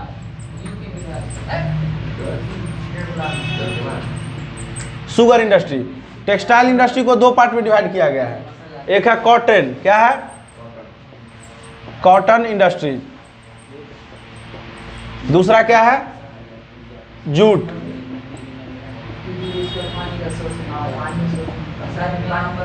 देखो देखो, एग्रोवेस्ट में क्या है? टेक्सटाइल। टेक्सटाइल को दो पार्ट में, एक है कॉटन इंडस्ट्री, दूसरा जूट इंडस्ट्री। कॉटन, अच्छा ये याद है ना, टेक्सटाइल इंडस्ट्री इंडिया में कब हुआ? 1854 महाराष्ट्र का मुंबई फर्स्ट टेक्सटाइल इंडस्ट्री।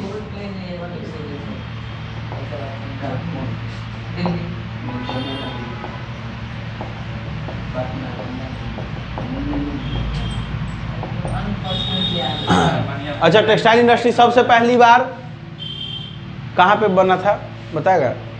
क्या भैया? ब्रिटिश में। याद है ब्रिटिश में बताए थे ना, रिवॉल्यूशन जो लाया था, और इंडस्ट्री रिवॉल्यूशन जो हुआ था वो पहली बार कपड़ा को लेके ही हुआ था। किसको लेके? कपड़ा को। ब्रिटिशर्स लोग किया था, मैनचेस्टर वगैरह में इसका। कॉटन और जूट का डिफरेंस बता देते हैं। देख लो, कॉटन इंडस्ट्री क्या है और जूट इंडस्ट्री क्या है। जूट अलग है, कॉटन अलग है। कॉटन का मतलब होता है जो देखता है ना रुई टाइप का, उजला उजला, ठीक है। तो जिसमें रॉ मटेरियल कॉटन लगे उसको क्या बोलते हैं? Cotton industry. जिसमें रॉ मटेरियल क्या लगे? जूट लगे, उसको क्या बोलेंगे? Jute industry. कॉटन इंडस्ट्री ज़्यादा किधर होगा? महाराष्ट्र के तरफ। जूट इंडस्ट्री किधर होगा? बिहार बंगाल वगैरह की तरफ। ताकि जूट का प्रोडक्शन सबसे ज़्यादा कहाँ होता है? जूट का इंडस्ट्री जूट का प्रोडक्शन सबसे ज़्यादा। अच्छा याद रखना, जूट का प्रोडक्शन सबसे ज़्यादा वेस्ट बंगाल करता है, लेकिन जूट का एक्सपोर्ट ज़्यादा कौन करेगा? बांग्लादेश। हाँ, कारण देखो हुआ क्या, जब बांग्लादेश कहाँ का पार्ट था पहले? इंडिया का। इंडिया से ही ना डिवाइड हुआ, पहले पाकिस्तान के रूप में और फिर बांग्लादेश बन गया। अब हुआ क्या कि जितना भी इंडस्ट्री था वो इंडिया को मिल गया। क्या मिल गया? इंडिया को। डिवाइडेशन जब हुआ तो इंडस्ट्री इंडिया की तरफ आ गया, और जहाँ पे प्रोडक्शन ज़्यादा होता था जगह, वो किसको मिल गया? अब बांग्लादेश के पास प्रोडक्शन हो रहा है लेकिन उसके पास इंडस्ट्री है ये नहीं कि बनाए, तो वो बेचारा क्या करेगा? तो उसका एक्सपोर्ट ज़्यादा होता है। इंडिया के पास क्या है? बनाने का इंडस्ट्री बहुत ज़्यादा है, तो प्रोडक्शन ज़्यादा कर रहा है। समझ में आ गया? इस यही कारण है, नहीं तो वो भी एक्सपोर्ट बेचारा नहीं करता, लेकिन उसके पास क्या है? मजबूरी है, ठीक है। और ऐसे भी इसमें बहुत चैलेंजेज आ गया है। इसका कुछ प्रोसेस देख लो। सबसे पहले इसमें रॉ मटेरियल आएगा। रॉ मटेरियल मान लो कॉटन आ गया, इसको क्या करते हैं? स्पिनिंग। स्पिनिंग का मतलब क्या होता है? रुई को काट काट के धागा बनाना। क्या बनाना? स्पिनिंग करके क्या बनाते हैं? यार्ड। यार्ड का मतलब बाई किसके द्वारा? स्पिनिंग प्रोसेस के द्वारा। किसके द्वारा? स्पिनिंग प्रोसेस के द्वारा क्या बनाते हैं? धागा। अब यार्ड को वीविंग प्रोसेस के द्वारा क्या बनाते हैं? क्लॉथ। क्या बनाते हैं? किसके द्वारा? वीविंग। वीविंग प्रोसेस के द्वारा, ठीक है। वीविंग को बोलते हैं बुनना, क्या बुनना? स्पिनिंग का मतलब कताई, इसका मतलब बुनना। और क्लॉथ से फिर क्या बनता है? गारमेंट्स। क्या बनता है? गारमेंट्स, जो क्या होता है? अब एक चीज समझो, 1914 से लेकर 1918 यानी during first world war cotton industry India में बहुत ग्रूम किया। कारण समझो क्या हुआ। कॉटन इंडस्ट्री का मेन था ब्रिटिशर्स लोग। फर्स्ट वर्ल्ड वार में क्या हो गया? बिजी हो गया। क्या हो गया? बिजी। तो वो इंडियन लोग को क्या बोला कि तुम प्रोडक्शन करो और सप्लाई करो। यानी उससे पहले इंडियन लोग को वीविंग वगैरह करने ही नहीं आता था। इंडियन लोग ज़्यादा अच्छा से क्या करता था? स्पिनिंग। क्या करता था? स्पिनिंग। और ये लोग हैंडलूम ज़्यादा करता था, ठीक है। ब्रिटिशर्स लोग क्या करता था? मशीन से। और यही कारण है, हिस्ट्री में पढ़ाए थे ना कि एनसीएम जब चल रहा था, नॉन कॉर्पोरेशन मूवमेंट, तो खादी एक्सपेंसिव काहे था? काहे कि इंडियंस लोग क्या करता था? हाथ से बनता था। और हाथ से बनने का तुम ज़्यादा कॉस्ट लेगा ही, काहे कि तुम बारी बारी से करेगा, समय लगेगा। ये लोग क्या करता था? ब्रिटिशर्स लोग मशीन से बनाता था। एक बार में लार्ज प्रोडक्शन हुआ। अब मान लो कम समय में 100 कपड़ा बन गया और ये सब लोगों को प्रोवाइड हो गया। रॉ मटेरियल का दाम और थोड़ा सा मशीन का दाम बढ़ा के ले लिया, सस्ता पड़ गया। अब हाथ से बना के दे रहा है, हाथ से बना के दे रहा है, तो पैसा ज़्यादा लेगा। और यही कारण था कि वो एक्सपेंसिव पड़ता था। अब क्या हुआ? लोगों को ये आने लगा। स्पिनिंग में इंडिया का बेस्ट क्वालिटी था, लेकिन वीविंग इसको करने आता नहीं था। खादी भी मतलब इंडस्ट्री में बन सकता था खादी। हाँ, तो अभी तो वही होता है। होता क्या है समझ में आ गया? स्पिनिंग समझ में आ गया क्या हुआ? अब इस जब फर्स्ट वर्ल्ड वार हो रहा था, तो वो क्या हो रहा था? लोगों को सिखाया, ट्रेनिंग दिया। अब एक बार जैसे ही इंडियन को पता चल गया, अच्छा ऐसे वीविंग हो रहा है, फिर वो किसका सुनने वाला था? अपने से प्रोडक्शन शुरू कर दिया। और जैसे ही एक बार ब्रिटिशर्स के हाथ से निकल गया, फिर उसके कंट्रोल में आ नहीं पाया, ठीक है। तो ये फर्स्ट वर्ल्ड वार में कॉटन इंडस्ट्री हुआ। अच्छा, इसमें क्या क्या चाहिए? रॉ मटेरियल से यानी फैब्रिक। इसके बाद स्पिनिंग करके क्या बनाया? धागा को वीविंग करके क्या बनाया? क्लॉथ को फिर ठीक से क्या बनाया? गारमेंट। और ये फिर लोगों को प्रोवाइड होता है। समझ में आ गया कॉटन इंडस्ट्री का? अब हम लोग किसकी तरफ जाएंगे? Jute industry. यहाँ पे देखो, ये प्रोसेस तो सबको समझ में आ गया कि रॉ मटेरियल से स्पिनिंग करके यार्न बना, यार्न से फिर फैब्रिक क्लॉथ, वीविंग के द्वारा, और वीविंग के बाद गारमेंट्स वाला यानी फिनिश्ड कपड़ा, ठीक है। अब एक चीज़ समझो, हमारे इंडिया में कॉटन इंडस्ट्री जो है सेल्फ रिलायमेंट है। सेल्फ रिलायमेंट का मतलब क्या होता है? सेल्फ रिलायमेंट का मतलब सेल्फ डिपेंडेंट है। यानी ये समझो सेल्फ डिपेंडेंट है। कहने का मतलब अपना ही रॉ मटेरियल, अपना ही प्रोडक्शन और अपना ही मतलब अपना ही जो कंज्यूमर है, ठीक है। बाहर भी एक्सपोर्ट करता है अब। और तुमको पता होना चाहिए कि 14% एम्प्लॉयमेंट कौन प्रोवाइड करता है? Textile industry. कौन? Textile industry. कौन प्रोवाइड करता है? Textile industry. 14%, ठीक है। और जीडीपी में भी एग्रीकल्चर के बाद इसका अच्छा स्थान है, ठीक है। तो ये सब नोट्स में लिखा हुआ रहेगा, इसको याद भी कर लेना। समझ में? 14% एम्प्लॉयमेंट ये प्रोवाइड करता है, ठीक है। और ये फॉरेन एक्सचेंज भी ज़्यादा लाता है। तो सेल्फ रिलायमेंट का मतलब क्या होता है? कि हमको दूसरे देशों से कोई लेना देना नहीं है। हम मेरे पास इतना रॉ मटेरियल है कि हम कपड़ा बना सकते हैं। उसको क्या बोलते हैं? सेल्फ रिलायमेंट या सेल्फ डिपेंडेंट, ठीक है। समझ में आ गया? तो एक बार लिख देना, cotton industry self dependent industry. क्या है? Self dependent industry. चलो इधर देख लो, कॉटन इंडस्ट्री अब दो पार्ट का था। पहले के सब सुनो, एनिशिएंट टाइम में, किस टाइम में? एनिशिएंट टाइम में ये मैनुअली होता था। मैनुअली का मतलब हाथों से होता था। किससे होता था? मॉडर्न टाइम में क्या होता है? मशीनाइज्ड हो गया। क्या हो गया है? तो याद रखना, कॉटन इंडस्ट्री पहले क्या था? एनिशिएंट टाइम में मैनुअली। क्या था? मैनुअली का मतलब हैंडलूम स्पिनिंग जो होता था कि हाथ से इसी से चरखा वगैरह जो था, याद है गांधी जी जिसके, तो मैनुअली होता था। अब क्या हो गया है? ऑटोमेटिक, मशीनाइज्ड हो गया है मैनुअली। अब क्या हो गया है? मॉडर्न टाइम में मशीनाइज्ड।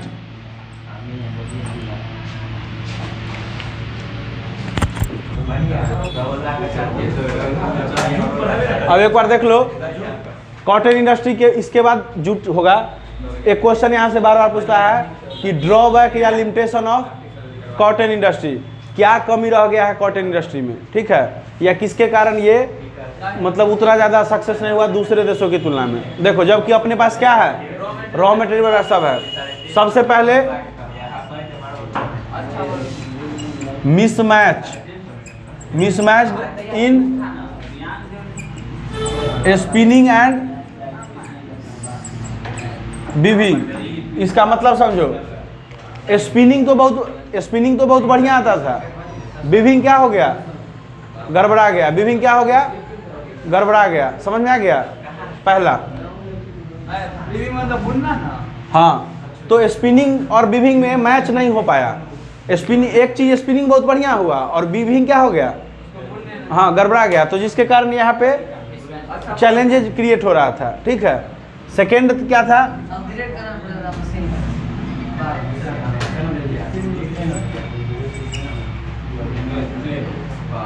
Low output of labour. Labour का आउटपुट उतना ज़्यादा नहीं था, यहाँ के लेबर उतना ज़्यादा आउटपुट दे नहीं पा रहे थे, ठीक है। हाँ, स्किल लेबर था नहीं, और जो था उसको हाई वेजेज चाहिए, और जो कमज़ोर था वो आउटपुट दे नहीं पा रहा था, ठीक है। ये सब लिमिटेशन है। थर्ड क्या है, कंपटीशन बहुत हो गया कॉटन का। किसका, दूसरा जो सिंथेटिक फाइबर वगैरह आ गया वो कॉटन को क्या कर दिया, कंपटीशन विथ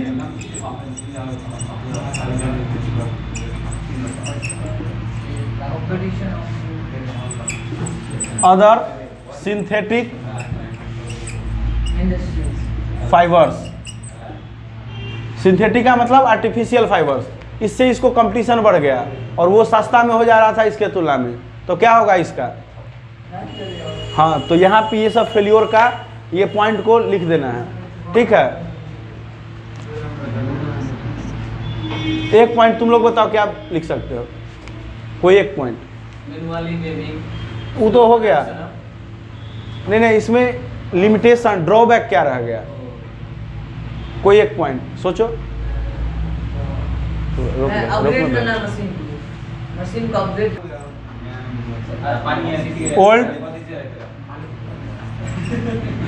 ओल्ड और नॉट अपग्रेडेड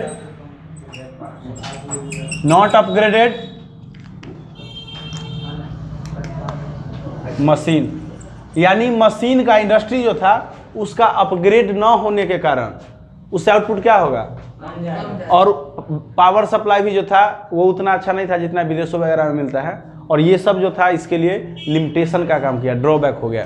तो ये क्वेश्चन यहाँ से डायरेक्ट पूछता है कि ड्रॉबैक ऑफ कॉटन इंडस्ट्री, ठीक है। अब हम लोग टेक्सटाइल और एक क्या पढ़े थे, शुगर इंडस्ट्री। टेक्सटाइल इंडस्ट्री जो हम लोग को पढ़ना है, क्या पढ़े हैं, शुगर इंडस्ट्री। टेक्सटाइल इंडस्ट्री में क्या क्या है, कॉटन इंडस्ट्री और कॉटन इंडस्ट्री, और इधर जूट इंडस्ट्री, शुगर इंडस्ट्री। अच्छा, इस दोनों में भी बता दिए थे कैसे स्पिनिंग होता है, वीविंग होता है, सब बता दिए थे। जूट का किधर मिल वगैरह होता है, सबसे ज़्यादा जूट किधर होता है, वेस्ट बंगाल, इसे उधर होता है। अच्छा, शुगर इंडस्ट्री देखो, शुगर इंडस्ट्री का कब्जा मेनली नॉर्थ इंडिया की तरफ था, खास के इसका जो 65% या 70% जो पोर्शन है वो यूपी और बिहार में। कहाँ, यूपी और बिहार में कंडीशन। अच्छा ये बताओ, शुगर केन जो होता है उसका सिचुएशन ज्योग्राफी में पढ़े थे ना, ज्योग्राफी फर्स्ट, 100 कितना सेंटीमीटर वर्षा होना चाहिए, क्या क्लाइमेट टेम्परेचर वगैरह होना चाहिए, सब पता है। तो उसका जो ज्योग्राफिकल कंडीशन बनता है वो मेनली किधर बनता है, लेकिन अब धीरे धीरे क्या हो रहा है, चेंज हो रहा है। ये अब धीरे धीरे साउथ की तरफ भी जा रहा है, महाराष्ट्र वगैरह और ये पंजाब हरियाणा यानी नॉर्थ वेस्ट की तरफ भी जा रहा है। तो अब जो 40 to 35% होता है प्रोडक्शन, वो किसके तरफ? पंजाब, हरियाणा, महाराष्ट्र, इस सब एरिया में होता है। ठीक है। दूसरा, इसका इंडस्ट्री बिहार यूपी में ही का है कि शुगर केन ज़्यादा कहाँ होता था, और शुगर केन का एक ये है कि उसको काट के जितना जल्दी यूज कर लो उतना अच्छा शुगर का प्रोडक्शन होगा। ज़्यादा समय लगाओगे स्टार्च खत्म हो जाएगा, स्टार्च खत्म हो जाएगा तो क्या हो जाएगा? सुक्रोज ही, तो क्या हो जाएगा? उसका उस क्वालिटी का शुगर प्रोडक्शन नहीं होगा।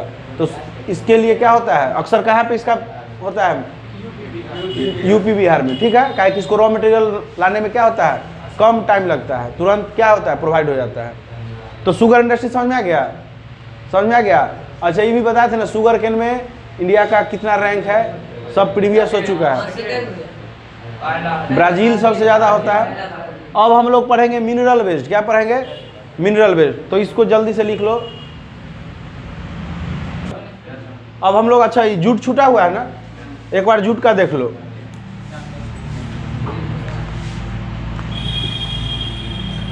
जूट इंडस्ट्री सबसे ज़्यादा पता है कहाँ किधर होता है? वेस्ट बंगाल। काहे कि उसका रॉ मटेरियल जूट सबसे ज़्यादा कहाँ होता है? वेस्ट बंगाल। अब जूट का बेनिफिट क्या है? जूट से बनता क्या है? रस्सी वगैरह बनता है। ठीक है। तो इसका बेनिफिट लिख देगा कि जूट से क्या क्या होता है, चीप होता है, सब चीज़ लिख देगा। ऐसे इसका ज़्यादा जो पूछता है वो है लिमिटेशन। क्या पूछता है? लिमिटेशन। लिमिटेशन क्या है? देखो, इसके जगह पे सिंथेटिक आ गया है। क्या आ गया है? सिंथेटिक। अब जैसे देखता होगा हमारे तरफ खाट वगैरह जो बनता था वो किससे बनता था? पहले रस्सी, जूट से। अब वो प्लास्टिक आ गया है, तो सिंथेटिक उपलब्ध हो गया है, तो लोग जूट का इस्तेमाल क्या कर रहा है? नहीं कर रहा है। प्लास्टिक तो बैन ना हो गया। अरे प्लास्टिक का रस्सी नहीं आता अभी भी? हाँ, अरे वो प्लास्टिक का मतलब वो नहीं, रेड रेड कलर का, येलो कलर का जो पतला पतला आता है, तो वो अब कोई नहीं लेता है। ठीक है। दूसरा, इसका अभी भी कॉस्ट सिंथेटिक से ज़्यादा हो रहा है। ठीक है। कमज़ोर भी हो जाता है, 1 वर्षा 2 वर्षा होता है वो टूटने लगता है। तीसरा कंडीशन क्या है कि इसका ट्रांसपोर्टिंग अभी भी ठीक से नहीं हो रहा है, जबकि इसके लिए ट्रांसपोर्टिंग का हर व्यवस्था है, वाटर ट्रांसपोर्टिंग, जबकि वाटर ट्रांसपोर्टिंग बहुत सस्ता होता है, फिर भी वो अवेलेबिलिटी नहीं है जो होना चाहिए। Fourth, skilled unskilled labour. ठीक है। तो ये सब लिख देना है। कुछ ऐसा लिमिटेशन है जो किसी का भी पूछे तो लिखना है, जैसे अनस्किल्ड लेबर, पावर सप्लाई, ये सब क्या है? सब में लिख देना है। 5 पॉइंट में 2 पॉइंट तो एकदम कॉमन है। पावर सप्लाई अच्छा नहीं है। ठीक है। अनस्किल्ड लेबर हो गया, ये हो गया मशीन, हाँ अनअपग्रेडेड मशीन, तो ये सब तो कॉमन लिख देना है। कंपटीशन क्या मिल रहा है? सिंथेटिक फाइबर से। ठीक है। तो ये सब लिख देना है। ये सब अपने मन से भी लिख सकता है लिमिटेशन में। ठीक है। तो इधर वाला पोर्शन क्या हो गया? अब हम लोग को क्या पढ़ना है? Mineral based. तो मिनरल बेस्ड में देखो क्या है,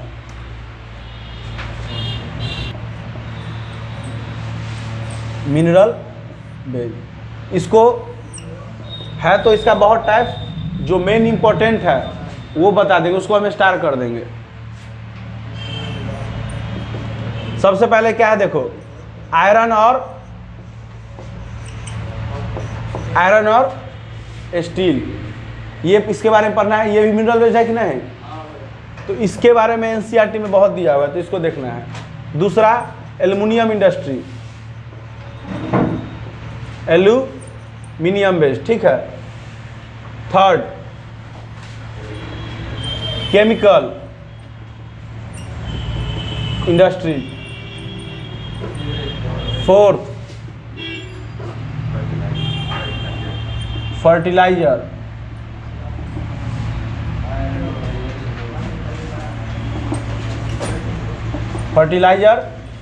इंडस्ट्री।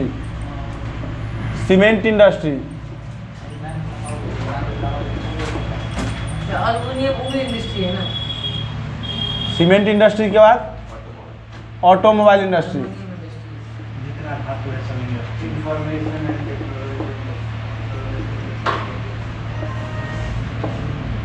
आईटी सेक्टर हो गया, और एक इलेक्ट्रॉनिक इंडस्ट्री।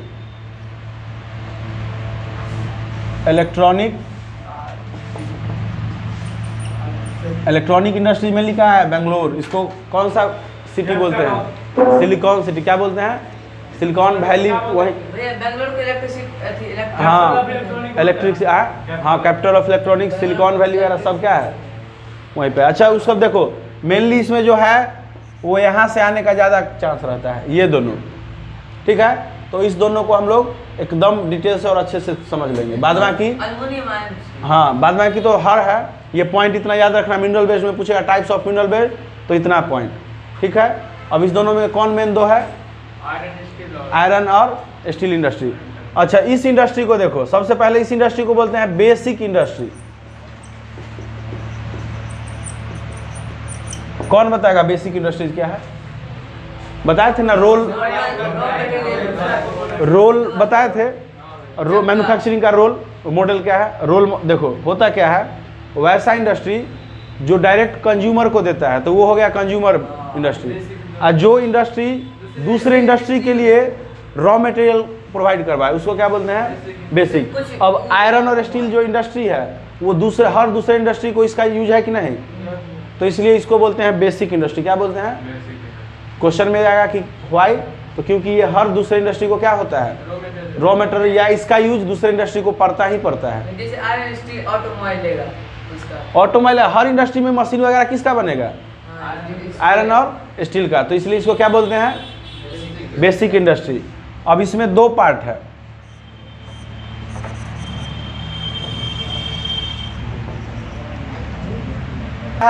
मेनली हमको पढ़ना है स्टील के बारे में। क्या पढ़ना है? स्टील। अब सबसे पहले ही बताओ स्टील का यूज क्या है? पूछेगा स्टील का यूज। तो सबसे पहले देखो, डिफेंस सेक्टर में है। डिफेंस सेक्टर में है कि नहीं? इक्विपमेंट वगैरह टूल्स वगैरह बनाने में। दूसरा, मेडिसिन सेक्टर में है कि नहीं? मेडिकल लाइन में हर चीज़ तो इसी का बनेगा, कोई भी मशीन हो। तीसरा, हाँ, टूल्स बनाने में। कोई भी मैन्युफैक्चरिंग, फार्मिंग सेक्टर में है कि नहीं? यानी हर सेक्टर में किसका यूज है? स्टील का यूज है। तो यूजेज ऑफ स्टील लिख देगा 5 पॉइंट। डिफेंस हो गया, मेडिकल लाइन हो गया, इंजीनियरिंग लाइन्स हो गया, फार्मिंग एंड एग्रीकल्चर हो गया, ये सब यूज हो गया। ऑटोमोबाइल हो गया, ये सब क्या है? तो यूजेज ऑफ स्टील समझ में आ गया। अब स्टील का जो इंडस्ट्री है ये ज़्यादा होता किस लोकेशन में है? तो लिख लो लोकेशन ऑफ इंडस्ट्री। स्टील का लोकेशन किधर होगा? यूज हो जाएगा ना। लोकेशन देखो, ये मेनली होता है छोटा नागपुर प्लेट्यू। किसमें? हाँ, मेनली महाराष्ट्र में। कारण क्या है? इसको चीप कॉस्ट पर वहाँ आयरन मिल जाता है। आयरन क्या होता है? रॉ मटेरियल के रूप में क्या मिल जाता है? आयरन। एक पॉइंट लिख लेना तुम लोग एरो करके कि इंडिया आयरन के प्रोडक्शन में, किसके? आयरन के रॉ मटेरियल के प्रोडक्शन में चौथा के कैमा स्थान? 4th रैंक रखता है। फर्स्ट पे चाइना, सेकेंड पे ऑस्ट्रेलिया, थर्ड पे ब्राज़ील और 4th पे इंडिया। याद रखना, चौथा स्थान रखता है। छोटा नागपुर प्लेट्यू में क्या होता है? कारण, अच्छा यहाँ पे इंडस्ट्री का है ये पूछ लेगा कारण।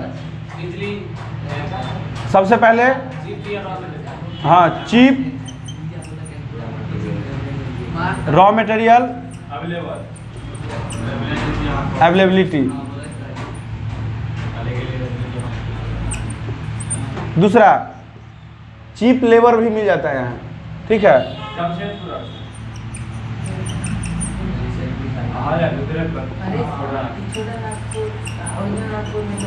छोटा नागपुर प्लेट्यू है। पठार प्लेट्यू बताए थे ना, जमीन से उभरा हुआ पार्ट को क्या बोलते हैं? तो उसका एरिया होता है कि ये जैसे झारखंड के नज़दीक एक प्लेट्यू है, उसको क्या बोलते हैं? हाँ, झारखंड बताएगा। झारखंड के नज़दीक भी एक प्लेट्यू है।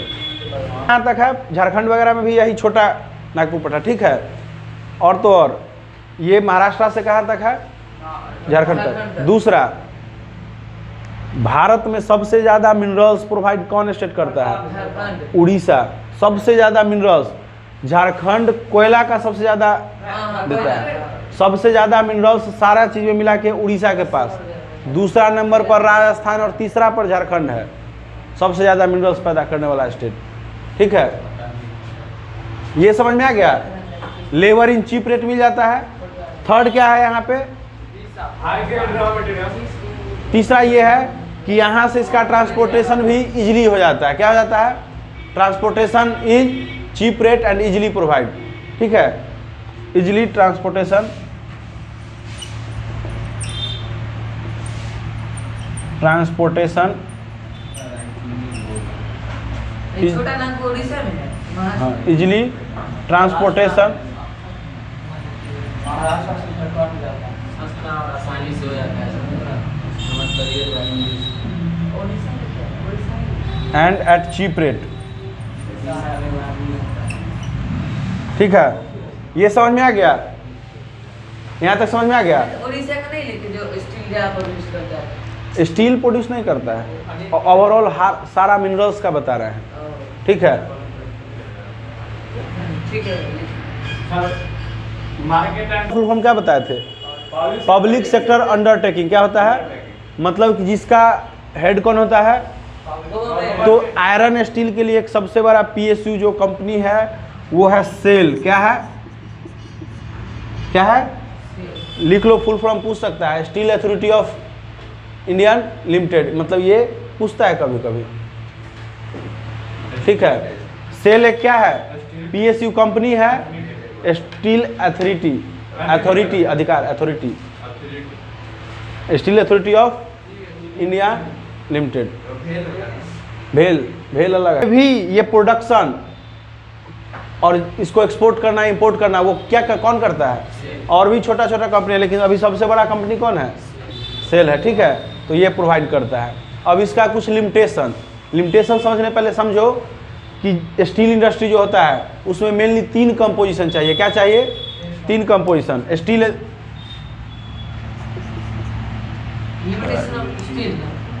पहले इसको मिटा देते हैं ना भी पड़े। इंडस्ट्रीज, स्टील इंडस्ट्रीज में कितना चाहिए? 3 कंपोजिशन चाहिए इसके, इस इंडस्ट्री के होने के लिए।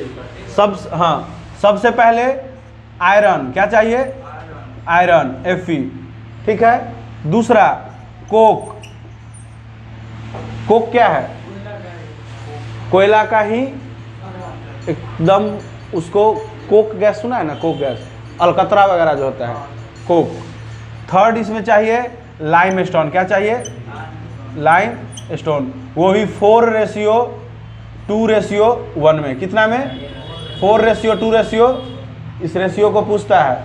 इसके स्टील इंडस्ट्री के कंपोजिशन में आयरन कितना? 4, कोक कितना, और लाइम स्टोन इस रेशियो में होना चाहिए। कोक कोल का मतलब प्यूरिफाइड फॉर्म होता है वो। इन तीनों मिला के स्टील बनता है। तीनों का यूज होता है इंडस्ट्री में। ठीक है, स्टील बनने में इस तीनों का यूज होता है। अब देखो, ये तो स्टील इंडस्ट्री समझ में आ गया। होता क्या है? अब यहाँ पे लिमिटेशन यही हो जाता है। हमारे पास कोक का लिमिट क्या है? अवेलेबिलिटी है। क्या है? लिमिट अवेलेबिलिटी है। तो due to limit availability of coke, ये ड्रॉबैक्स है कि हम उतना ज़्यादा स्टील का क्या नहीं कर सकते हैं। ठीक है, हमसे ज़्यादा जहाँ पे कोक होगा वो ना ज़्यादा करेगा। दूसरा, अभी भी स्किल्ड लेबर का प्रॉब्लम है इसमें। स्टील प्रोडक्शन में क्या है? स्किल्ड लेबर का प्रॉब्लम है। ये हेवी वेट इंडस्ट्री है। क्या है? बल्कि और हैवी वेट।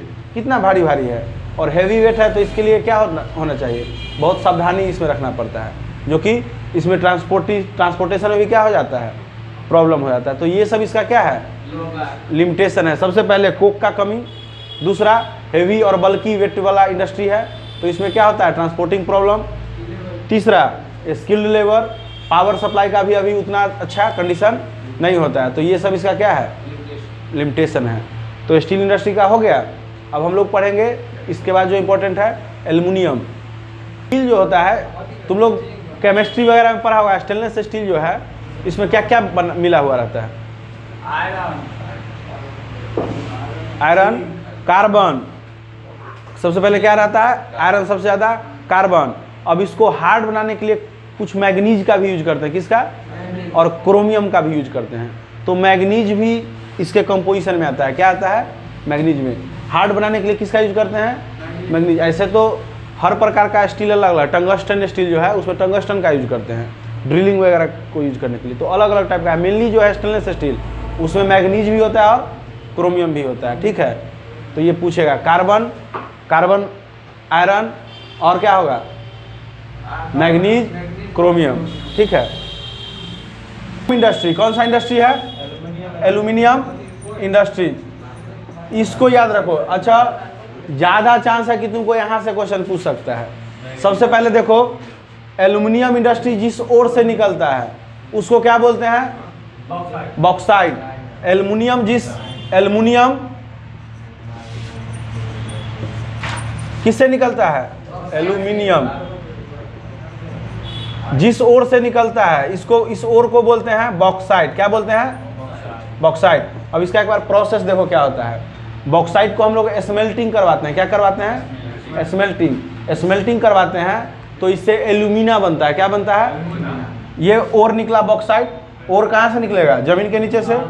इसको जब लाएंगे तो फिर प्रोसेस में क्या होगा, स्मेल्टिंग। क्या होगा, बॉक्साइट से बनेगा एल्यूमिना। क्या बनेगा, एल्यूमिना। और फिर इसको आगे प्रोसेस करेंगे तो एल्यूमिना से क्या बनेगा, एल्यूमिनियम।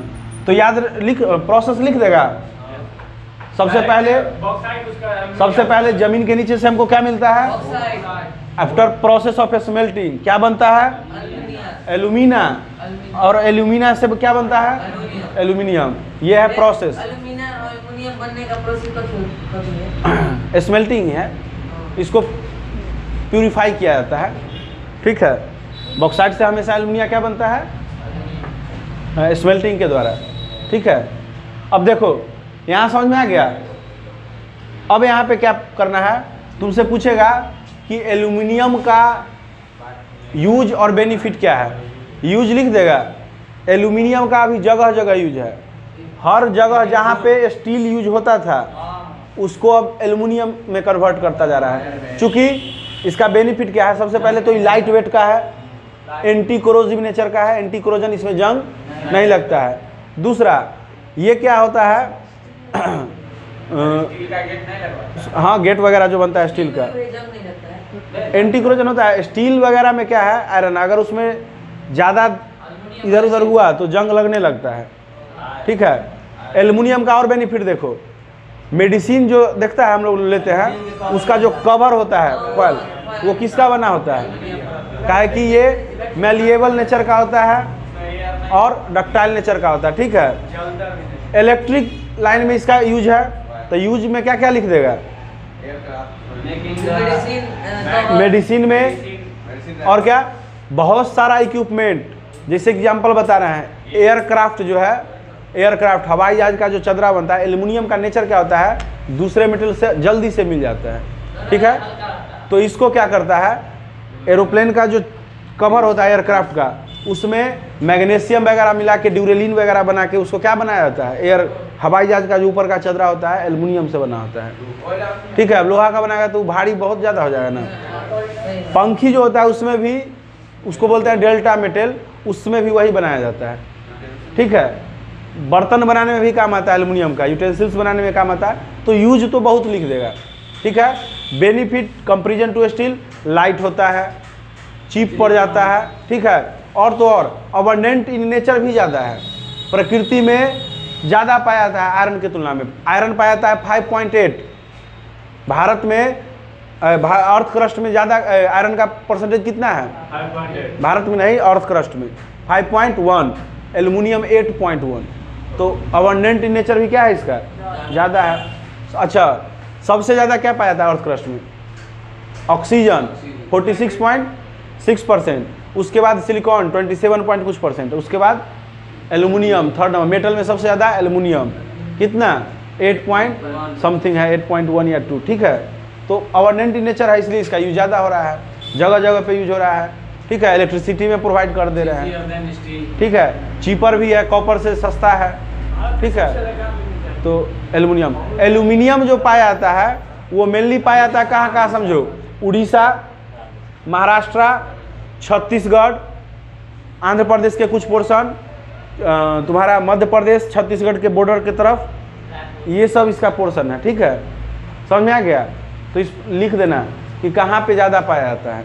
सबसे ज़्यादा उड़ीसा। करेंगे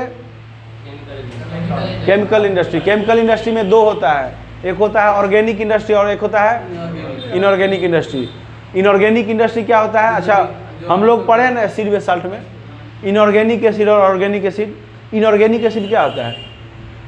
जो नेचर से नहीं होता है। ऑर्गेनिक, सुनो, ऑर्गेनिक एसिड होता है जो पेड़ पौधा या हमको जानवर से मिलता है, जैसे फॉर्मिक एसिड, साइट्रिक एसिड, ये सब किससे मिलता है? लेकिन जो खुद बनाते हैं या पहले से है, HCl, हाँ, जैसे H2SO4, HNO3, हाँ, ये सब एसिड जो है ये सब इनऑर्गेनिक है। तो केमिकल इंडस्ट्री में दो पार्ट है, इनऑर्गेनिक और ऑर्गेनिक। इनऑर्गेनिक में हम लोग को पढ़ना है H2SO4, फिर क्या पढ़ना है? HNO3। तो इस प्रकार का जो भी है, और दूसरा है ऑर्गेनिक। इनऑर्गेनिक में क्या है? इनऑर्गेनिक में तुम्हारा आ जाता है H2SO4, HNO3।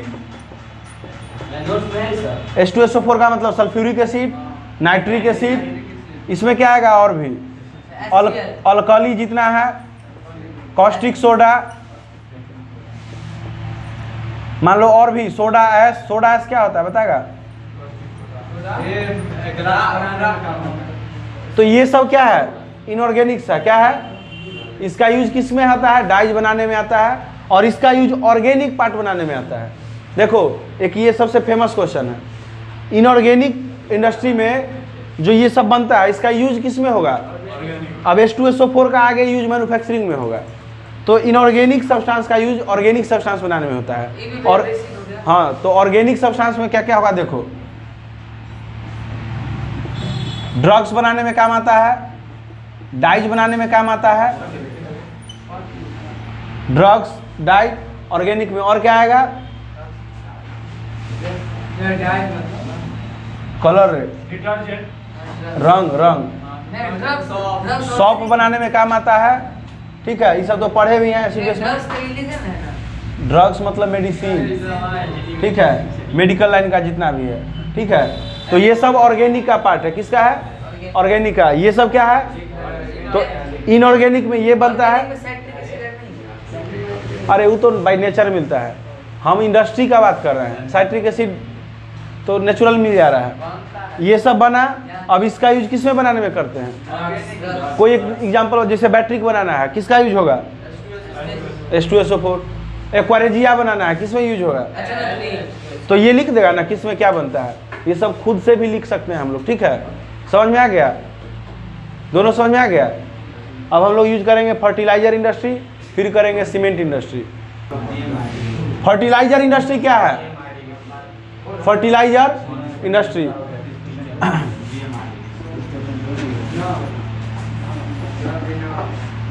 यहाँ पे क्या बनता है? Production of urea. क्या होता है? Production of urea.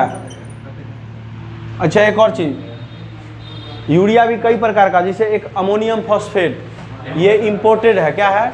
ये अपने देश में कम बनता है, ये बाहर से क्या होता है? तो लिख लो अमोनियम फॉस्फेट,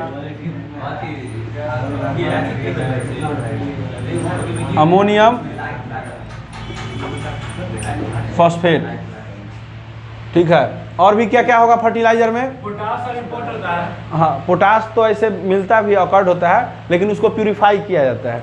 ठीक है, तो ये सब कुछ अपना production of urea, purify of potassium. ठीक है, हाँ, सल्फर, अमोनियम फॉस्फेट इंपोर्ट होता है। क्या होता है ये?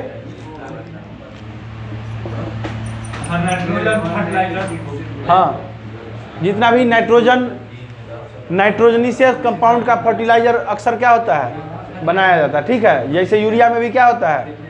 यूरिया का फॉर्मूला याद है सबको केमिस्ट्री में? यूरिया का क्या, इसको क्या करते हैं हम लोग?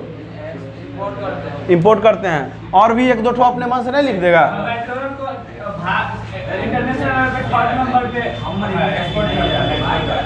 फॉस्फेटिक फर्टिलाइजर क्या होता है? और एक ठो होगा कॉम्प्लेक्स फर्टिलाइजर। क्या होता है? और भी कॉम्प्लेक्स फर्टिलाइजर, बहुत सारा फर्टिलाइजर। कॉम्प्लेक्स मतलब कि 3-4 टाइप का उसमें मिला हो रहता है, ठीक है। जिंक फर्टिलाइजर, जिंक नहीं भी लिखो, इतना भी लिखेगा तो हो जाएगा, ठीक है। इसमें खाली लिखना है ये सब बस। हाँ, ये 3 पॉइंट याद करके अपने मन से लिख देना है। इसके बाद हाँ।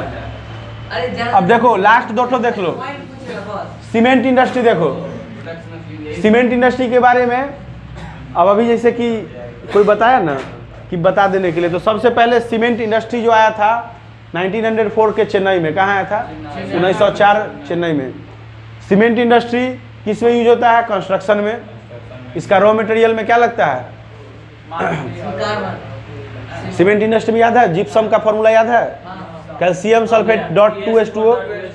तो ये सब रॉ मटेरियल के रूप में उसका यूज होगा कंस्ट्रक्शन में।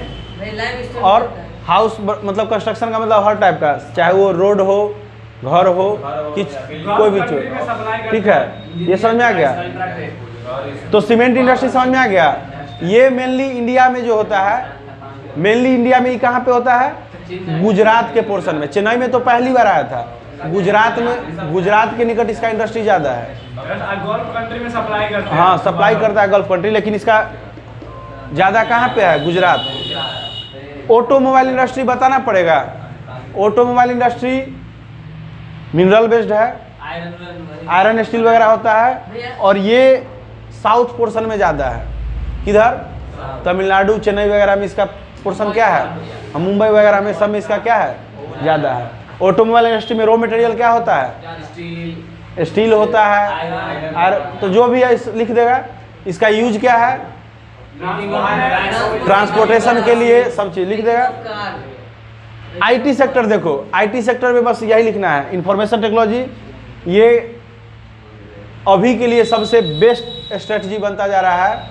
अब तो गवर्नमेंट भी इसको प्रोवाइड कर रहा है। अब सबसे ज़्यादा जॉब क्रिएटर होने वाला यही है, आईटी सेक्टर। दूसरा, ये डेवलपमेंट में भी अपना अहम योगदान निभा रहा है। 30% वुमेन है इसमें। हाँ, अभी हाल फिलहाल एक स्टोरी पढ़े थे।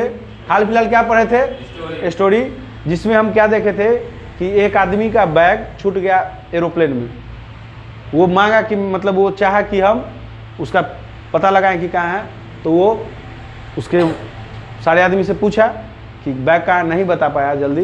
वो उस एरोप्लेन को ही हैक कर लिया, बैग, और बैग को पता भी कर लिया। अब हैक तो हैक कैसे किया, उससे भी जाके पता करना पड़ेगा। हम थोड़े ना हम हैकर हैं। इलेक्ट्रॉनिक इंडस्ट्रीज क्या होता है? जहाँ पे इलेक्ट्रिक सामान क्या होता है? बनता है। ये सबसे ज़्यादा बेंगलुरु में है। कहाँ है?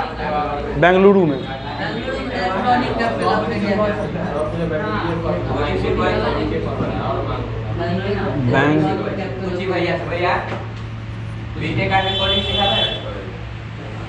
बेंगलुरु, ठीक है, कंप्यूटर का दुनिया बेंगलुरु। हाँ, उसमें होता है कोडिंग डिकोडिंग सब होता है। देखो तो इलेक्ट्रॉनिक इंडस्ट्रीज कहाँ है? बेंगलुरु में है, ठीक है।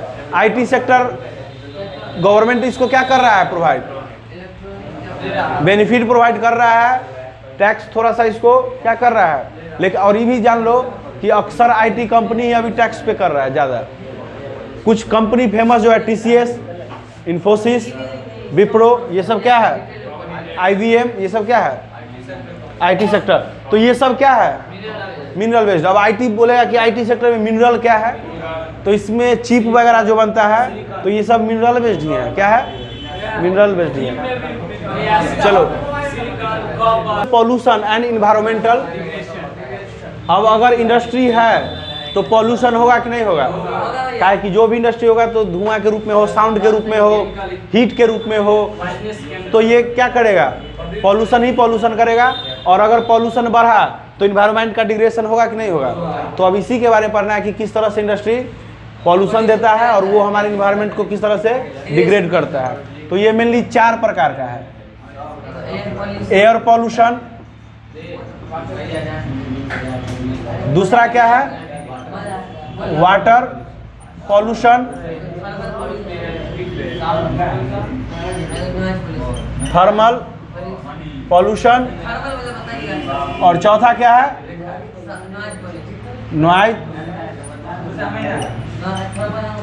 Noise pollution. अब बारी बारी से इसको देख लो। ये तो तुम लोग अपने से भी लिख सकता है, लेकिन समझाते जा रहे हैं। एयर पॉल्यूशन, जितना भी इंडस्ट्री है तो वो कुछ गैस के रूप में फेंकेगा, और वो क्या, हाँ कोई भी इंडस्ट्री हो, ठीक है, वो एयर को क्या करेगा, गैस के ऊपर पॉल्यूट करेगा।